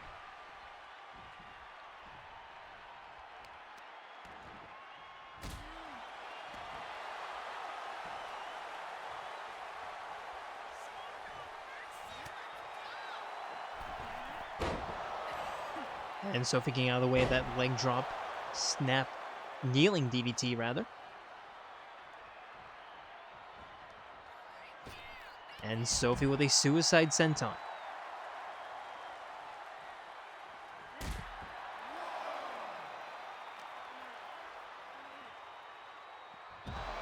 Spanish fly along the outside. There's 2.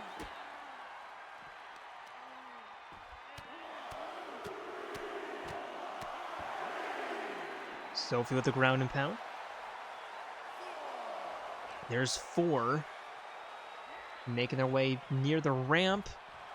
Clothesline completely whiffed.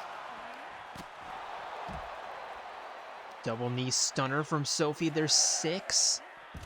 Just slamming the knee into the concrete.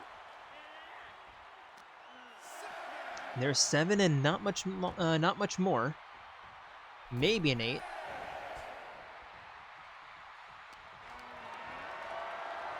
Miku forcing Sophie up over the or into a cradle toss.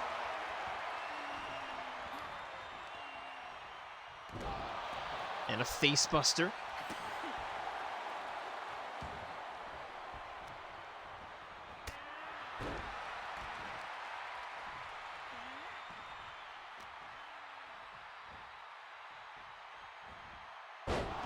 And Miku with a neck breaker.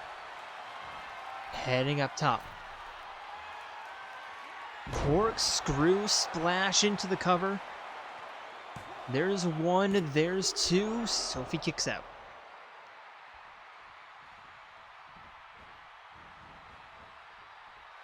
And now Miku lining up a finisher. The superstar combo into the cover. Or the super idol cover. Or a combo into the cover. There's 2. Sophie kicks out just at 2.9.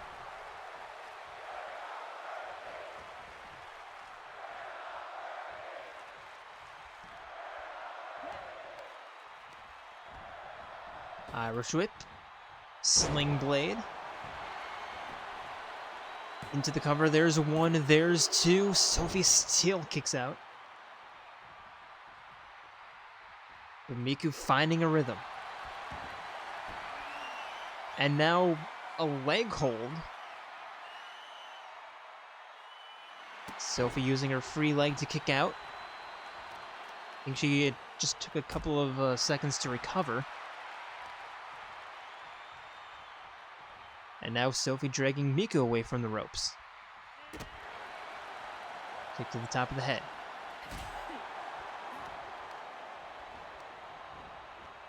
Irish whip into the corner. Clothesline. And a corner satellite DDT. Into the cover. There's one. Two. Miku kicks out.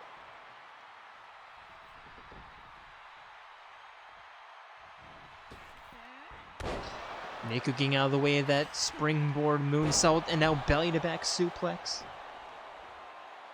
Jumping over Sophie, heading up top yet again.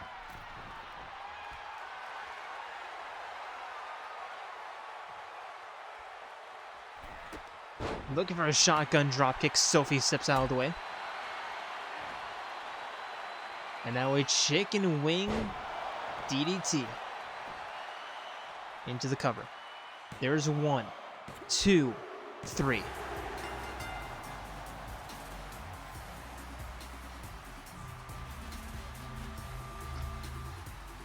Here is your winner, I think both women can be proud of that match. Like, that was just entertainment. But again, Sophie's good, guys. She can get these wins. You guys are just sleeping on her.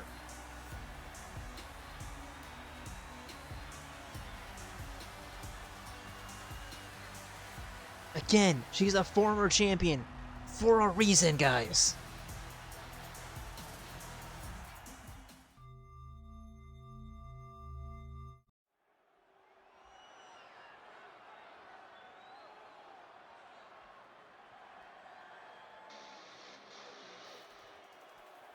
And now our championship matchup for the Jayromada Women's Universal Championship. The following contest is an elimination match and is for the Women's Undisputed Impact Universal Championship.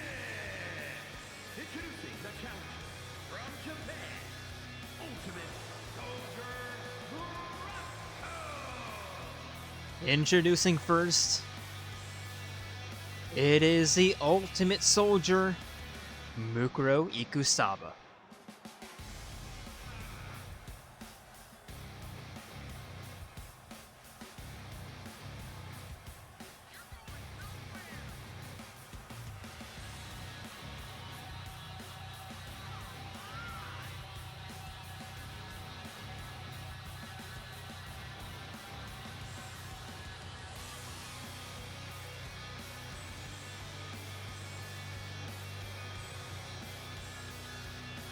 And as you might have heard, this is an elimination match.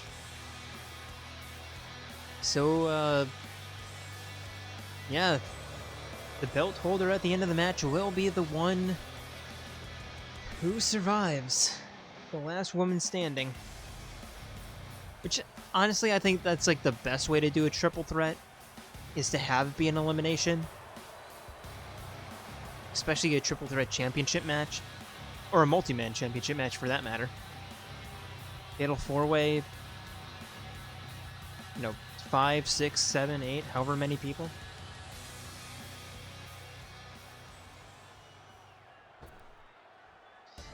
And for our second challenger, introducing first, it is the not the Jewel of Moradane, the Flamebringer from Moradane. It's not Bridget, it's Mora Gladair.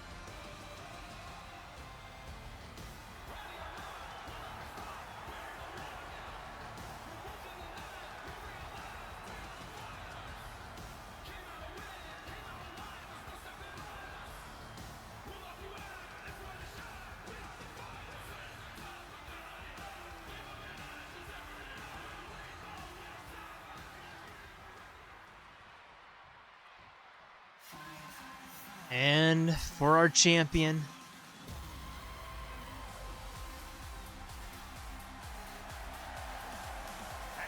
it is Samus Aran. The women's undisputed Impact Universal Champion, Samus Aran.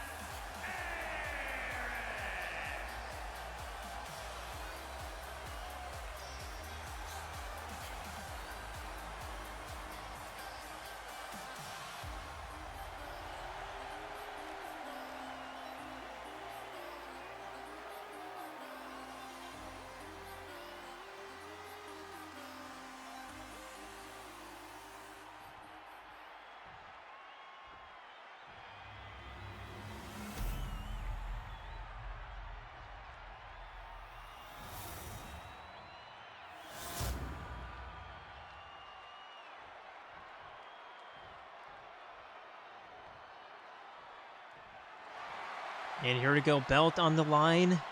May the best woman win.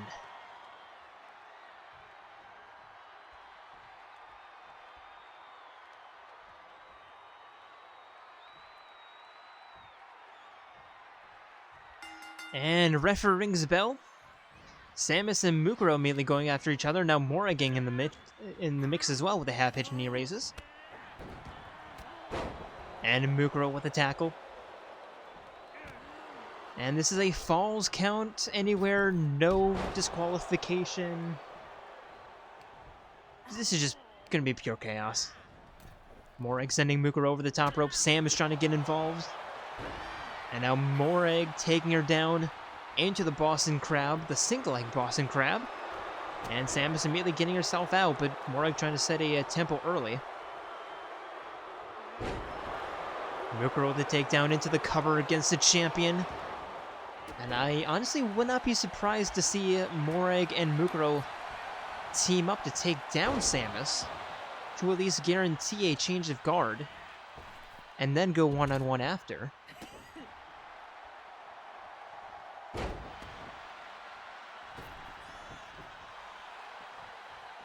Now everyone to the outside. Samus heading underneath the ring, picking out a table, and Moreg just completely ignoring her. So Samus saying, "Pay attention to me," bashing over the head.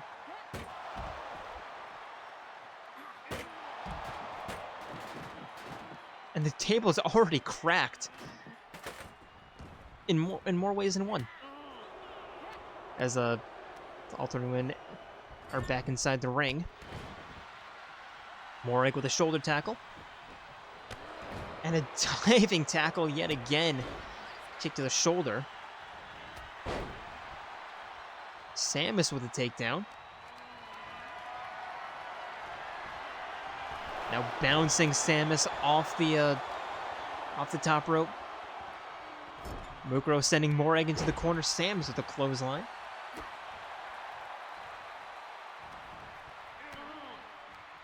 And Moreg sending Mukuro over the top rope. Samus with a tackle to the knee. And a head scissor takedown. Moreg forced up to her feet by Samus. And now a roll through into the Morph Ball headlock. And Moreg kneeing herself out.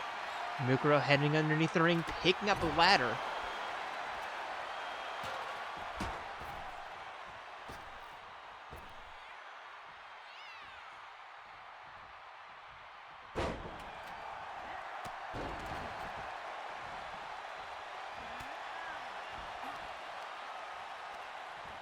And Samus with an Irish whip into a tackle. And Samus up top, or to the middle rope rather. Moreg sending Mukuro for an Irish whip right into the Samus.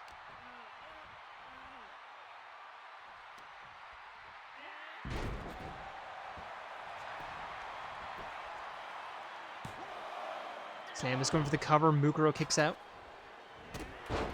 And the referee just eating shit.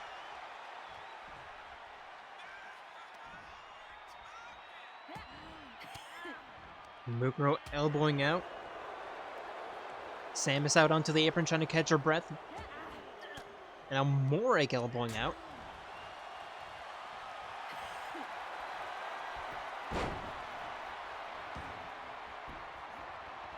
And now reverse Fujiwara armbar.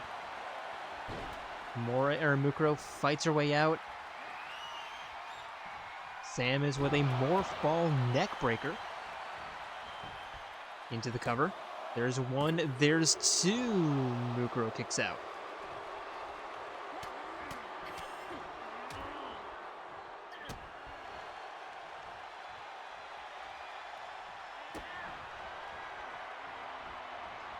Morag looking for the double knee curb stomp, but Mukuro getting in the way.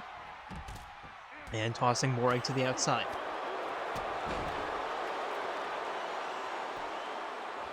Now Mukuro pulling on the arm. Headed to the outside, headed underneath the ring. And another ladder. What's up with Mukuro and ladders today? And now going for the cover. Referee kind of in position. Now Samus with a steel chair. Mukuro getting it out of her hand. Step up elbow.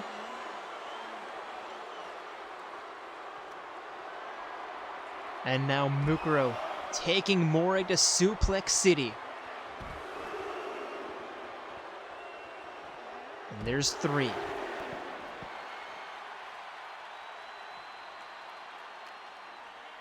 Samus tossing Mukuro back into the ring. And now just going after Morag, pulling back on the hat.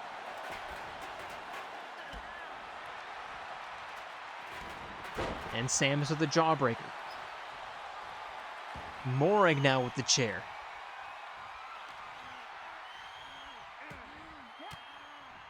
And Mukuro elbows out.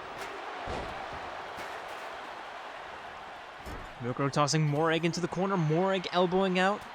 Turning Mukuro around. Headlock. Sleeper hold. Samus allowing this because, again, this is an elimination match. So, if Morag and Mukuro fight each other, Samus literally does not care. It actually helps her quite a bit.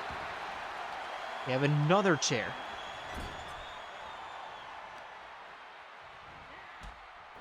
And yep, I had a feeling that Samus was going to throw it. Samus going for the cover after that chair throw. There's one, there's two. Morag kicks out. But yeah, no, just the way that she was staring down at the two of them, there was no way that she was not chucking that chair. Cross-arm suplex from Mukuro. Step-up Superman punch.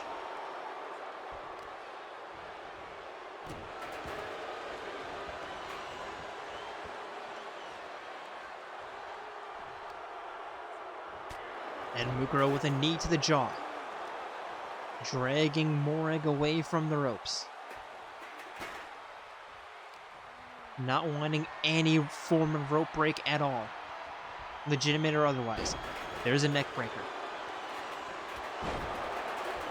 And was that a flying clothesline? I looked away for like a second, and I saw Mukuro just flying in the air. Heads as a roll up from Samus into the cover. There's one, there's two, and we have our first elimination.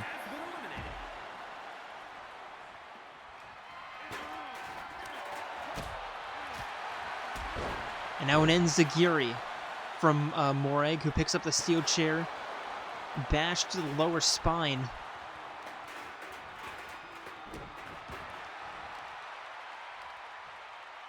And Morag dragging Samus away from the ropes. Stomp to the wrist. Armbar. Looking for a submission. Referee checking. And Morag releasing. Just trying to soften up the champion. And now, Morag Headlock. Sleeper hold. And again releasing. Sam is just flailing around a little bit too much. Bash to the top of the head from Morag.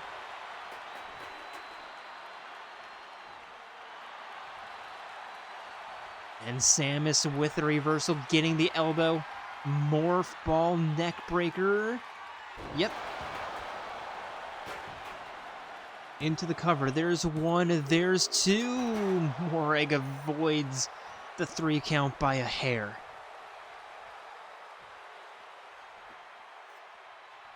And another. Samus just throwing another steel chair.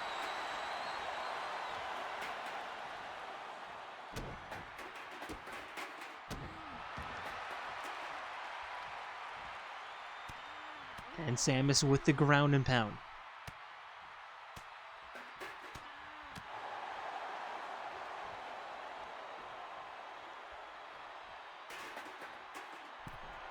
Morag rolling out of the ring onto the ladder. Diving hammer punch from Samus. Morag with reversal though. And another sleeper hold. This time a standing. Nope, taking her down. Trapping like in between the rungs of the ladder, excuse me. And I thought that was a tap out. I could have sworn I saw Samus tapping out. Anyway, going for the cover. Morag trying to steal this, and does.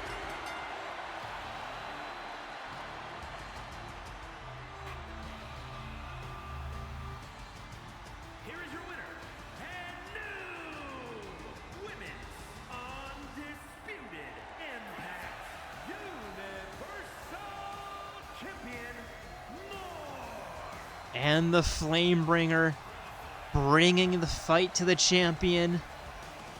Using the submission hold to, I wouldn't say weaken Samus, but at least make her use her energy to kick out, to fight out, and then just using the cover, rolling her up, cover, easy 3 count, and heading into the off-season as your Women's Universal Champion.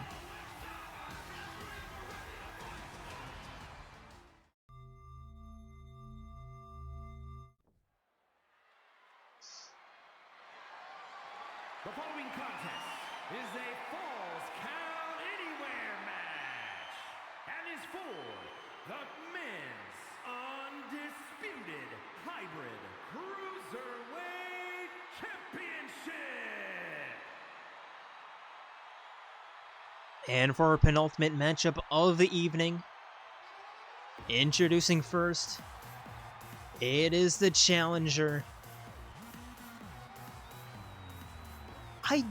How did he get to this position? I have no idea. It's Teddie.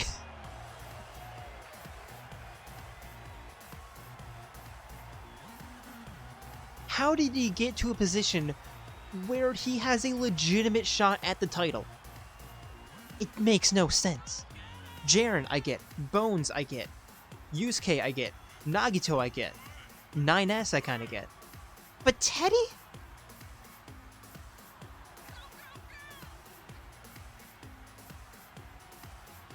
What is this? What world, what timeline are we living in?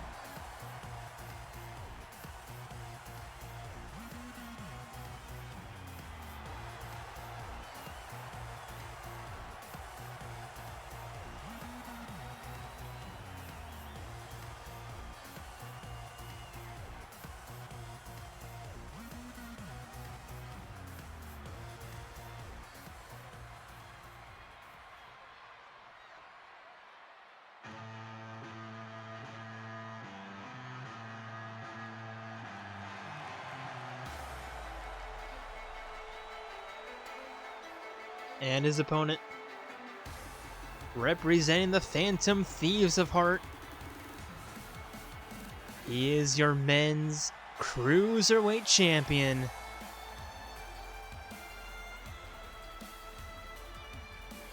It's Yusuke Kitagawa.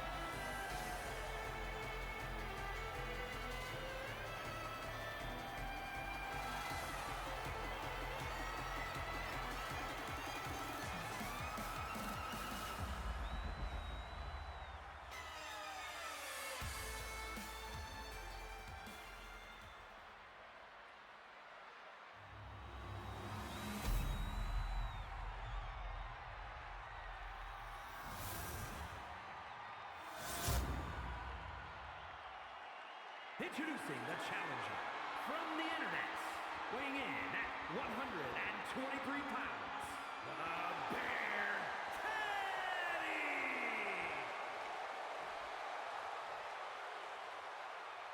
And his opponent from Tokyo, Japan, weighing in at 145 pounds, the men's undisputed hybrid cruiserweight champion, the Phantom Fox.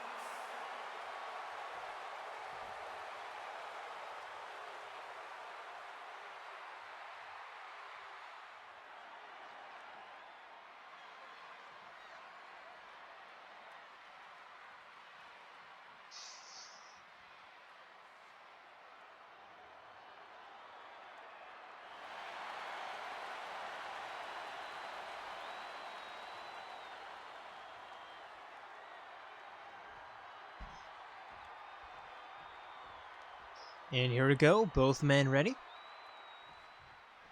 And refereeing's about Teddie immediately running towards Yusuke, hitting him with a running single leg drop kick, and now sending him for an Irish whip, diving underneath. And a pendulum backbreaker. Teddie just being shot out of a cannon, knowing that this is his, well, I mean, literally his final chance of the year. Potentially final chance, period, considering, depending on how the roster, depending on how it shakes out next year. Dead with a neck breaker going for the cover. There's a one. I mean, yes, both of these men are absolutely returning next year, but I mean, just in the, you know, which brand is everyone going to be in?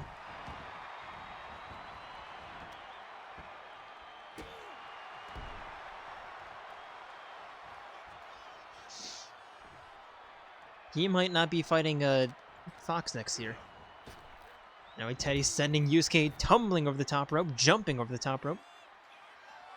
And now Teddie heading underneath, picking out a kendo stick.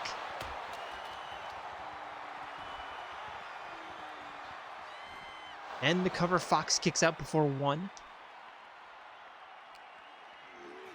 And an Irish whip into the corner. Fox now picking up the kendo stick. And Teddie just completely whiffing on that kick. Fox taking advantage. Just bashing him over the head with it. With Teddie with a single leg drop kick. Kneeling DDT. And forcing Fox back up to his feet. Tilt-a-whirl armbar. Into the cover, Fox immediately, or into the submission rather, Fox immediately gets out. And tossing Teddie from one side of ringside to the other.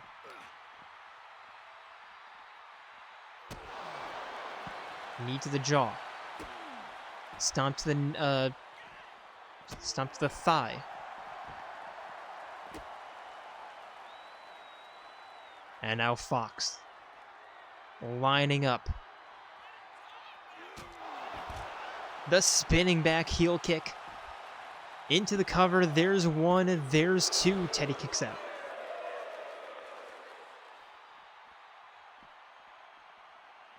Fox forcing Teddie back up to his feet, looking for the phantom leg drop. Teddie fights his way into avoidance.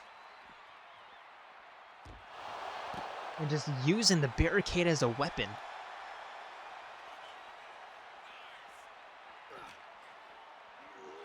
Fox catching that, just sending Teddie for a run. Creating separation. Pull back knee to the jaw.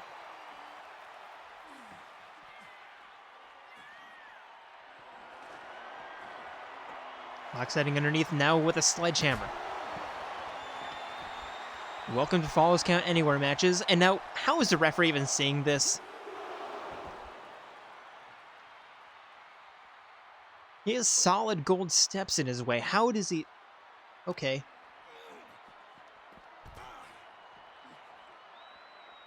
Oh, gold-plated, but... Yeah, I mean, no. These are totally just solid gold steps. Yep, nope, they're not aluminum steps that are plated in gold. Not in the slightest. No, we would never cut costs like that.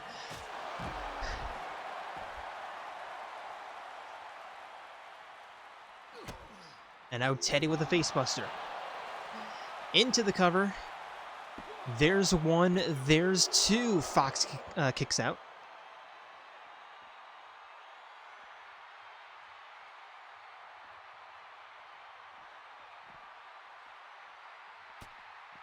Now Teddie turning Fox around, another facebuster. Into another cover. There's one, there's two. Fox kicks out. And if they make their way to the southern part of the ring, of ringside again, we have made an entire lap. I was kidding, Teddie.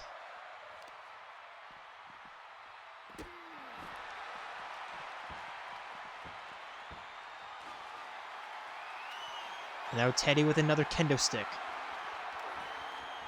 Yusuke pulling it out of his hands.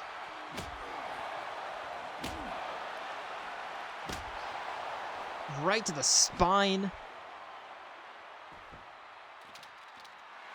And now Fox going for the cover.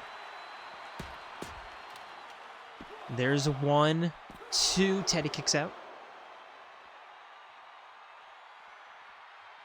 Fox again with the kendo stick. Just throwing it at Teddie. Teddie blocking it. Now into the ring post. And Fox with the ground and pound.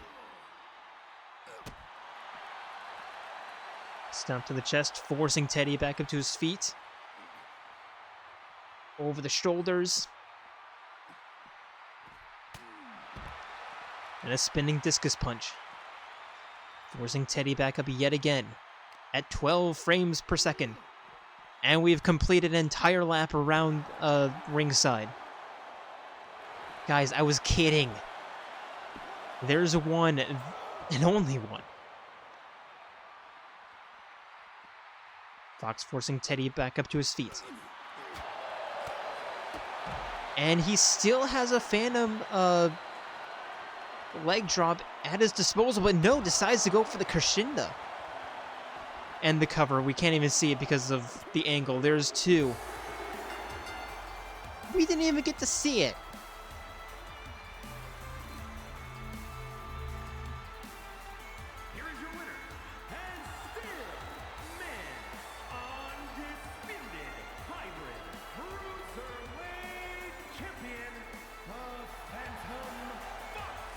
And Teddie falling just a little short yet again. No pun intended. And Yusuke coming in clutch with that Kashinda. Maintaining the belt.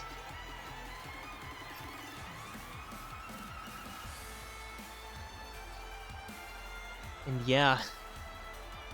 Heading into next year as champ. Is this the second year in a row where he's heading into the offseason as champion? I think it is. I think this is the second year in a row where he ends off the season holding the belt.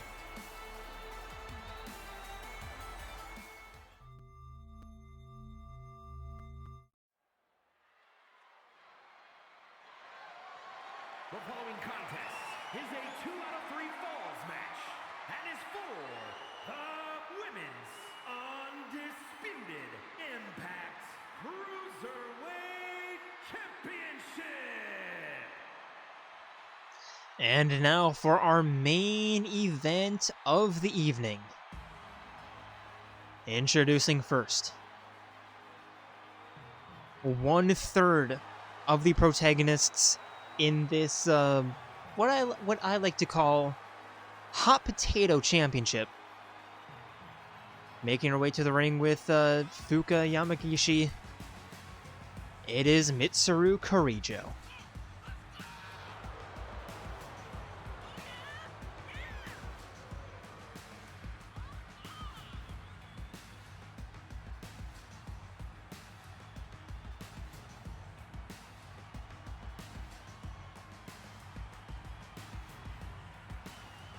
And Mitsuru winning this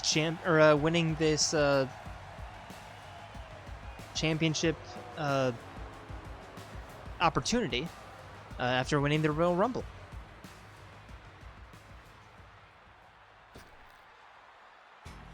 And her opponent, representing the Diamonds, making her way to the ring with Futaba Sakura. It is your women's cruiserweight champion, the queen of the Phantom Thieves, Makoto Niijima. And as you might have heard, this is a first 2 out of 3 falls, so even if you get pinned once, that's fine. It's best 2 out of 3.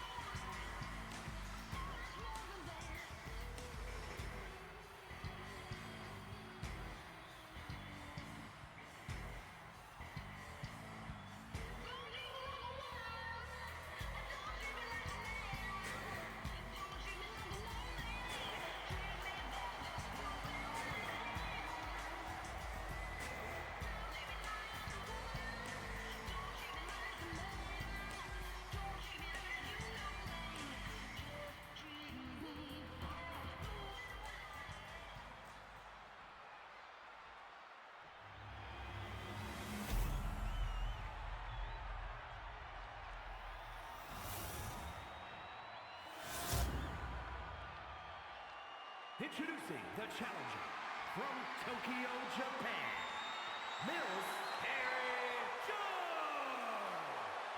And her opponent from Tokyo, Japan, the Women's Undisputed Impact Cruiserweight Champion, the Queen.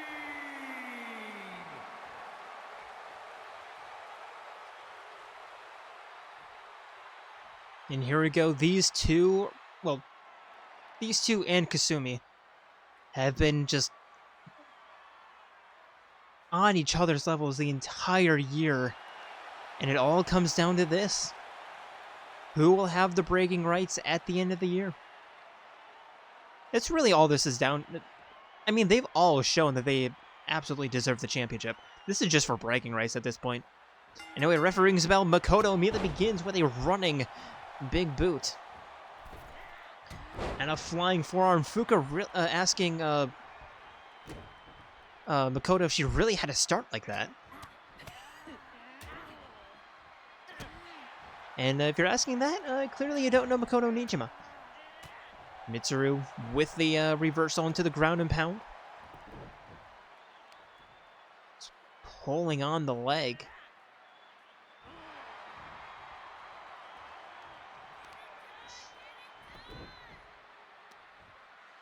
And again, just really working on that ankle. Taking things slow, using the old wisdom that if you just disable the base, you disable the entire offense. Mitsuru, she's not a headhunter. She really just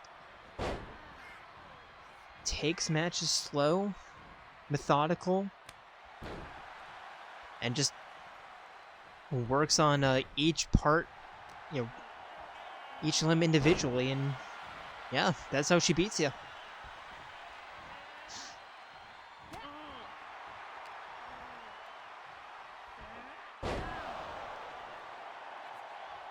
Wrist clutch suplex, and now Mitsuru heading up top. Leg drop from the heavens. Stomp to the face. And now a knee to the jaw. Makoto fights her way out, though. Mitsuru up to her feet. Makoto with a knee to the jaw.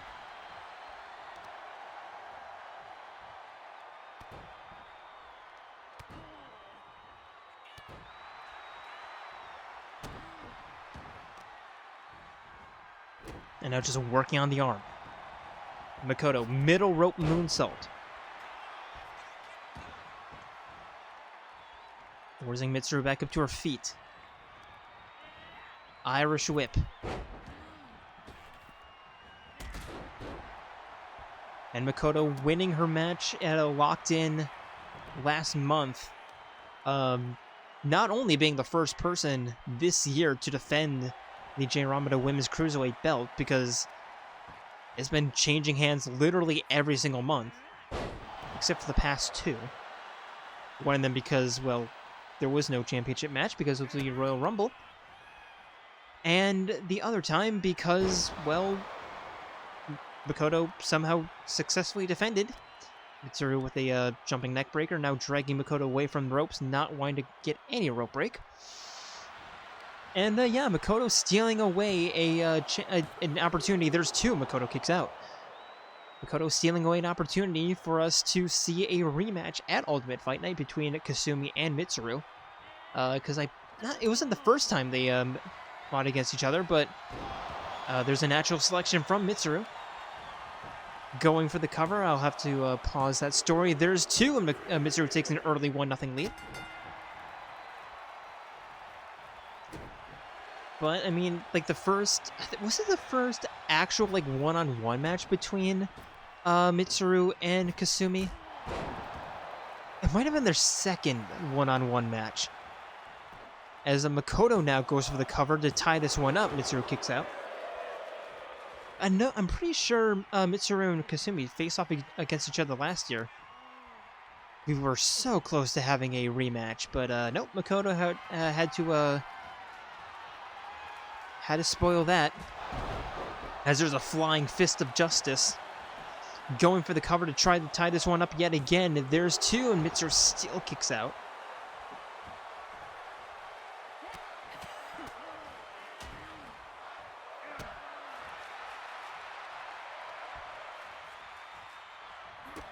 And Makoto has to be hyper-aggressive if she wants to come back.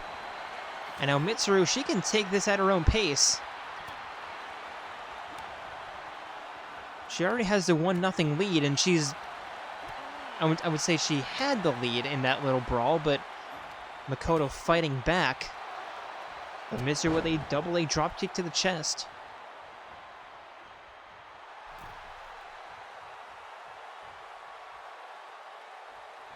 And now a running uppercut. Pulling her away.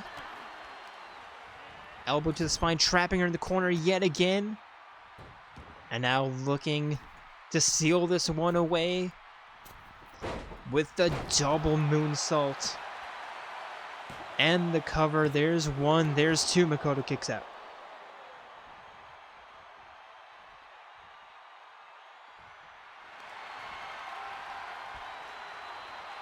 And now a figure 4 leg lock. Into a figure 8, trying to steal the belt away with a submission hold. Or is she just teasing us? I cannot tell. Makoto fights out. Springboard fist of justice.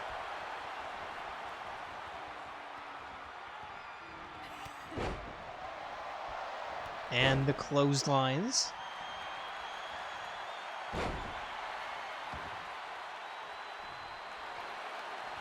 Makoto going for the cover again, trying to tie this one up. Mitsuru says no.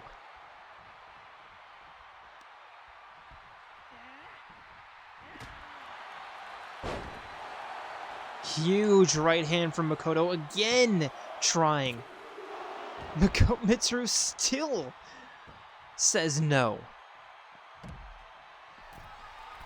Makoto up top. Diving double foot stomp.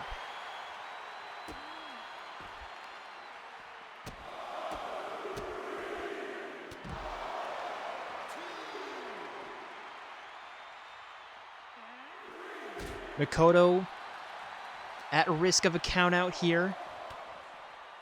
Wait, question. Would a count out would the championship still change hands?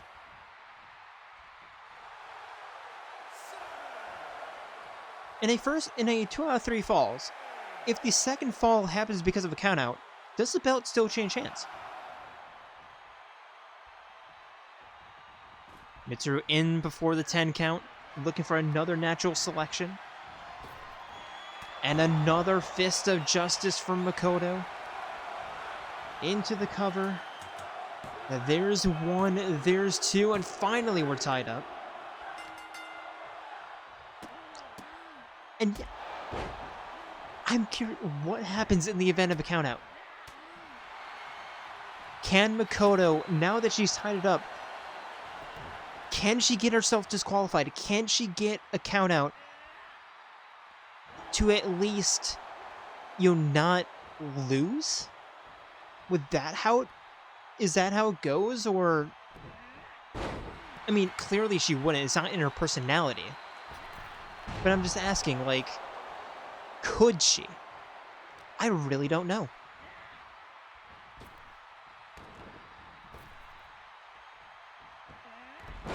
Mitsuru with a neck breaker. Makoto fights out. Irish whip. Pop up, knee to the chest, enziguri.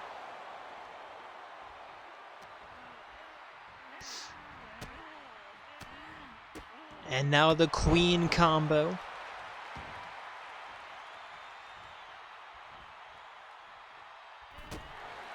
And I'm just happy that the managers are staying out of this, because I do not want another Torna YorHa moment.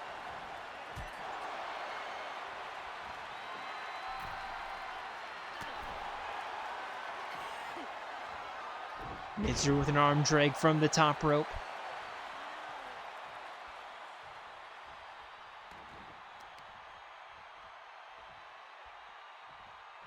Pulling back. There's a backbreaker. And now Mitsuru lining up. Another natural selection.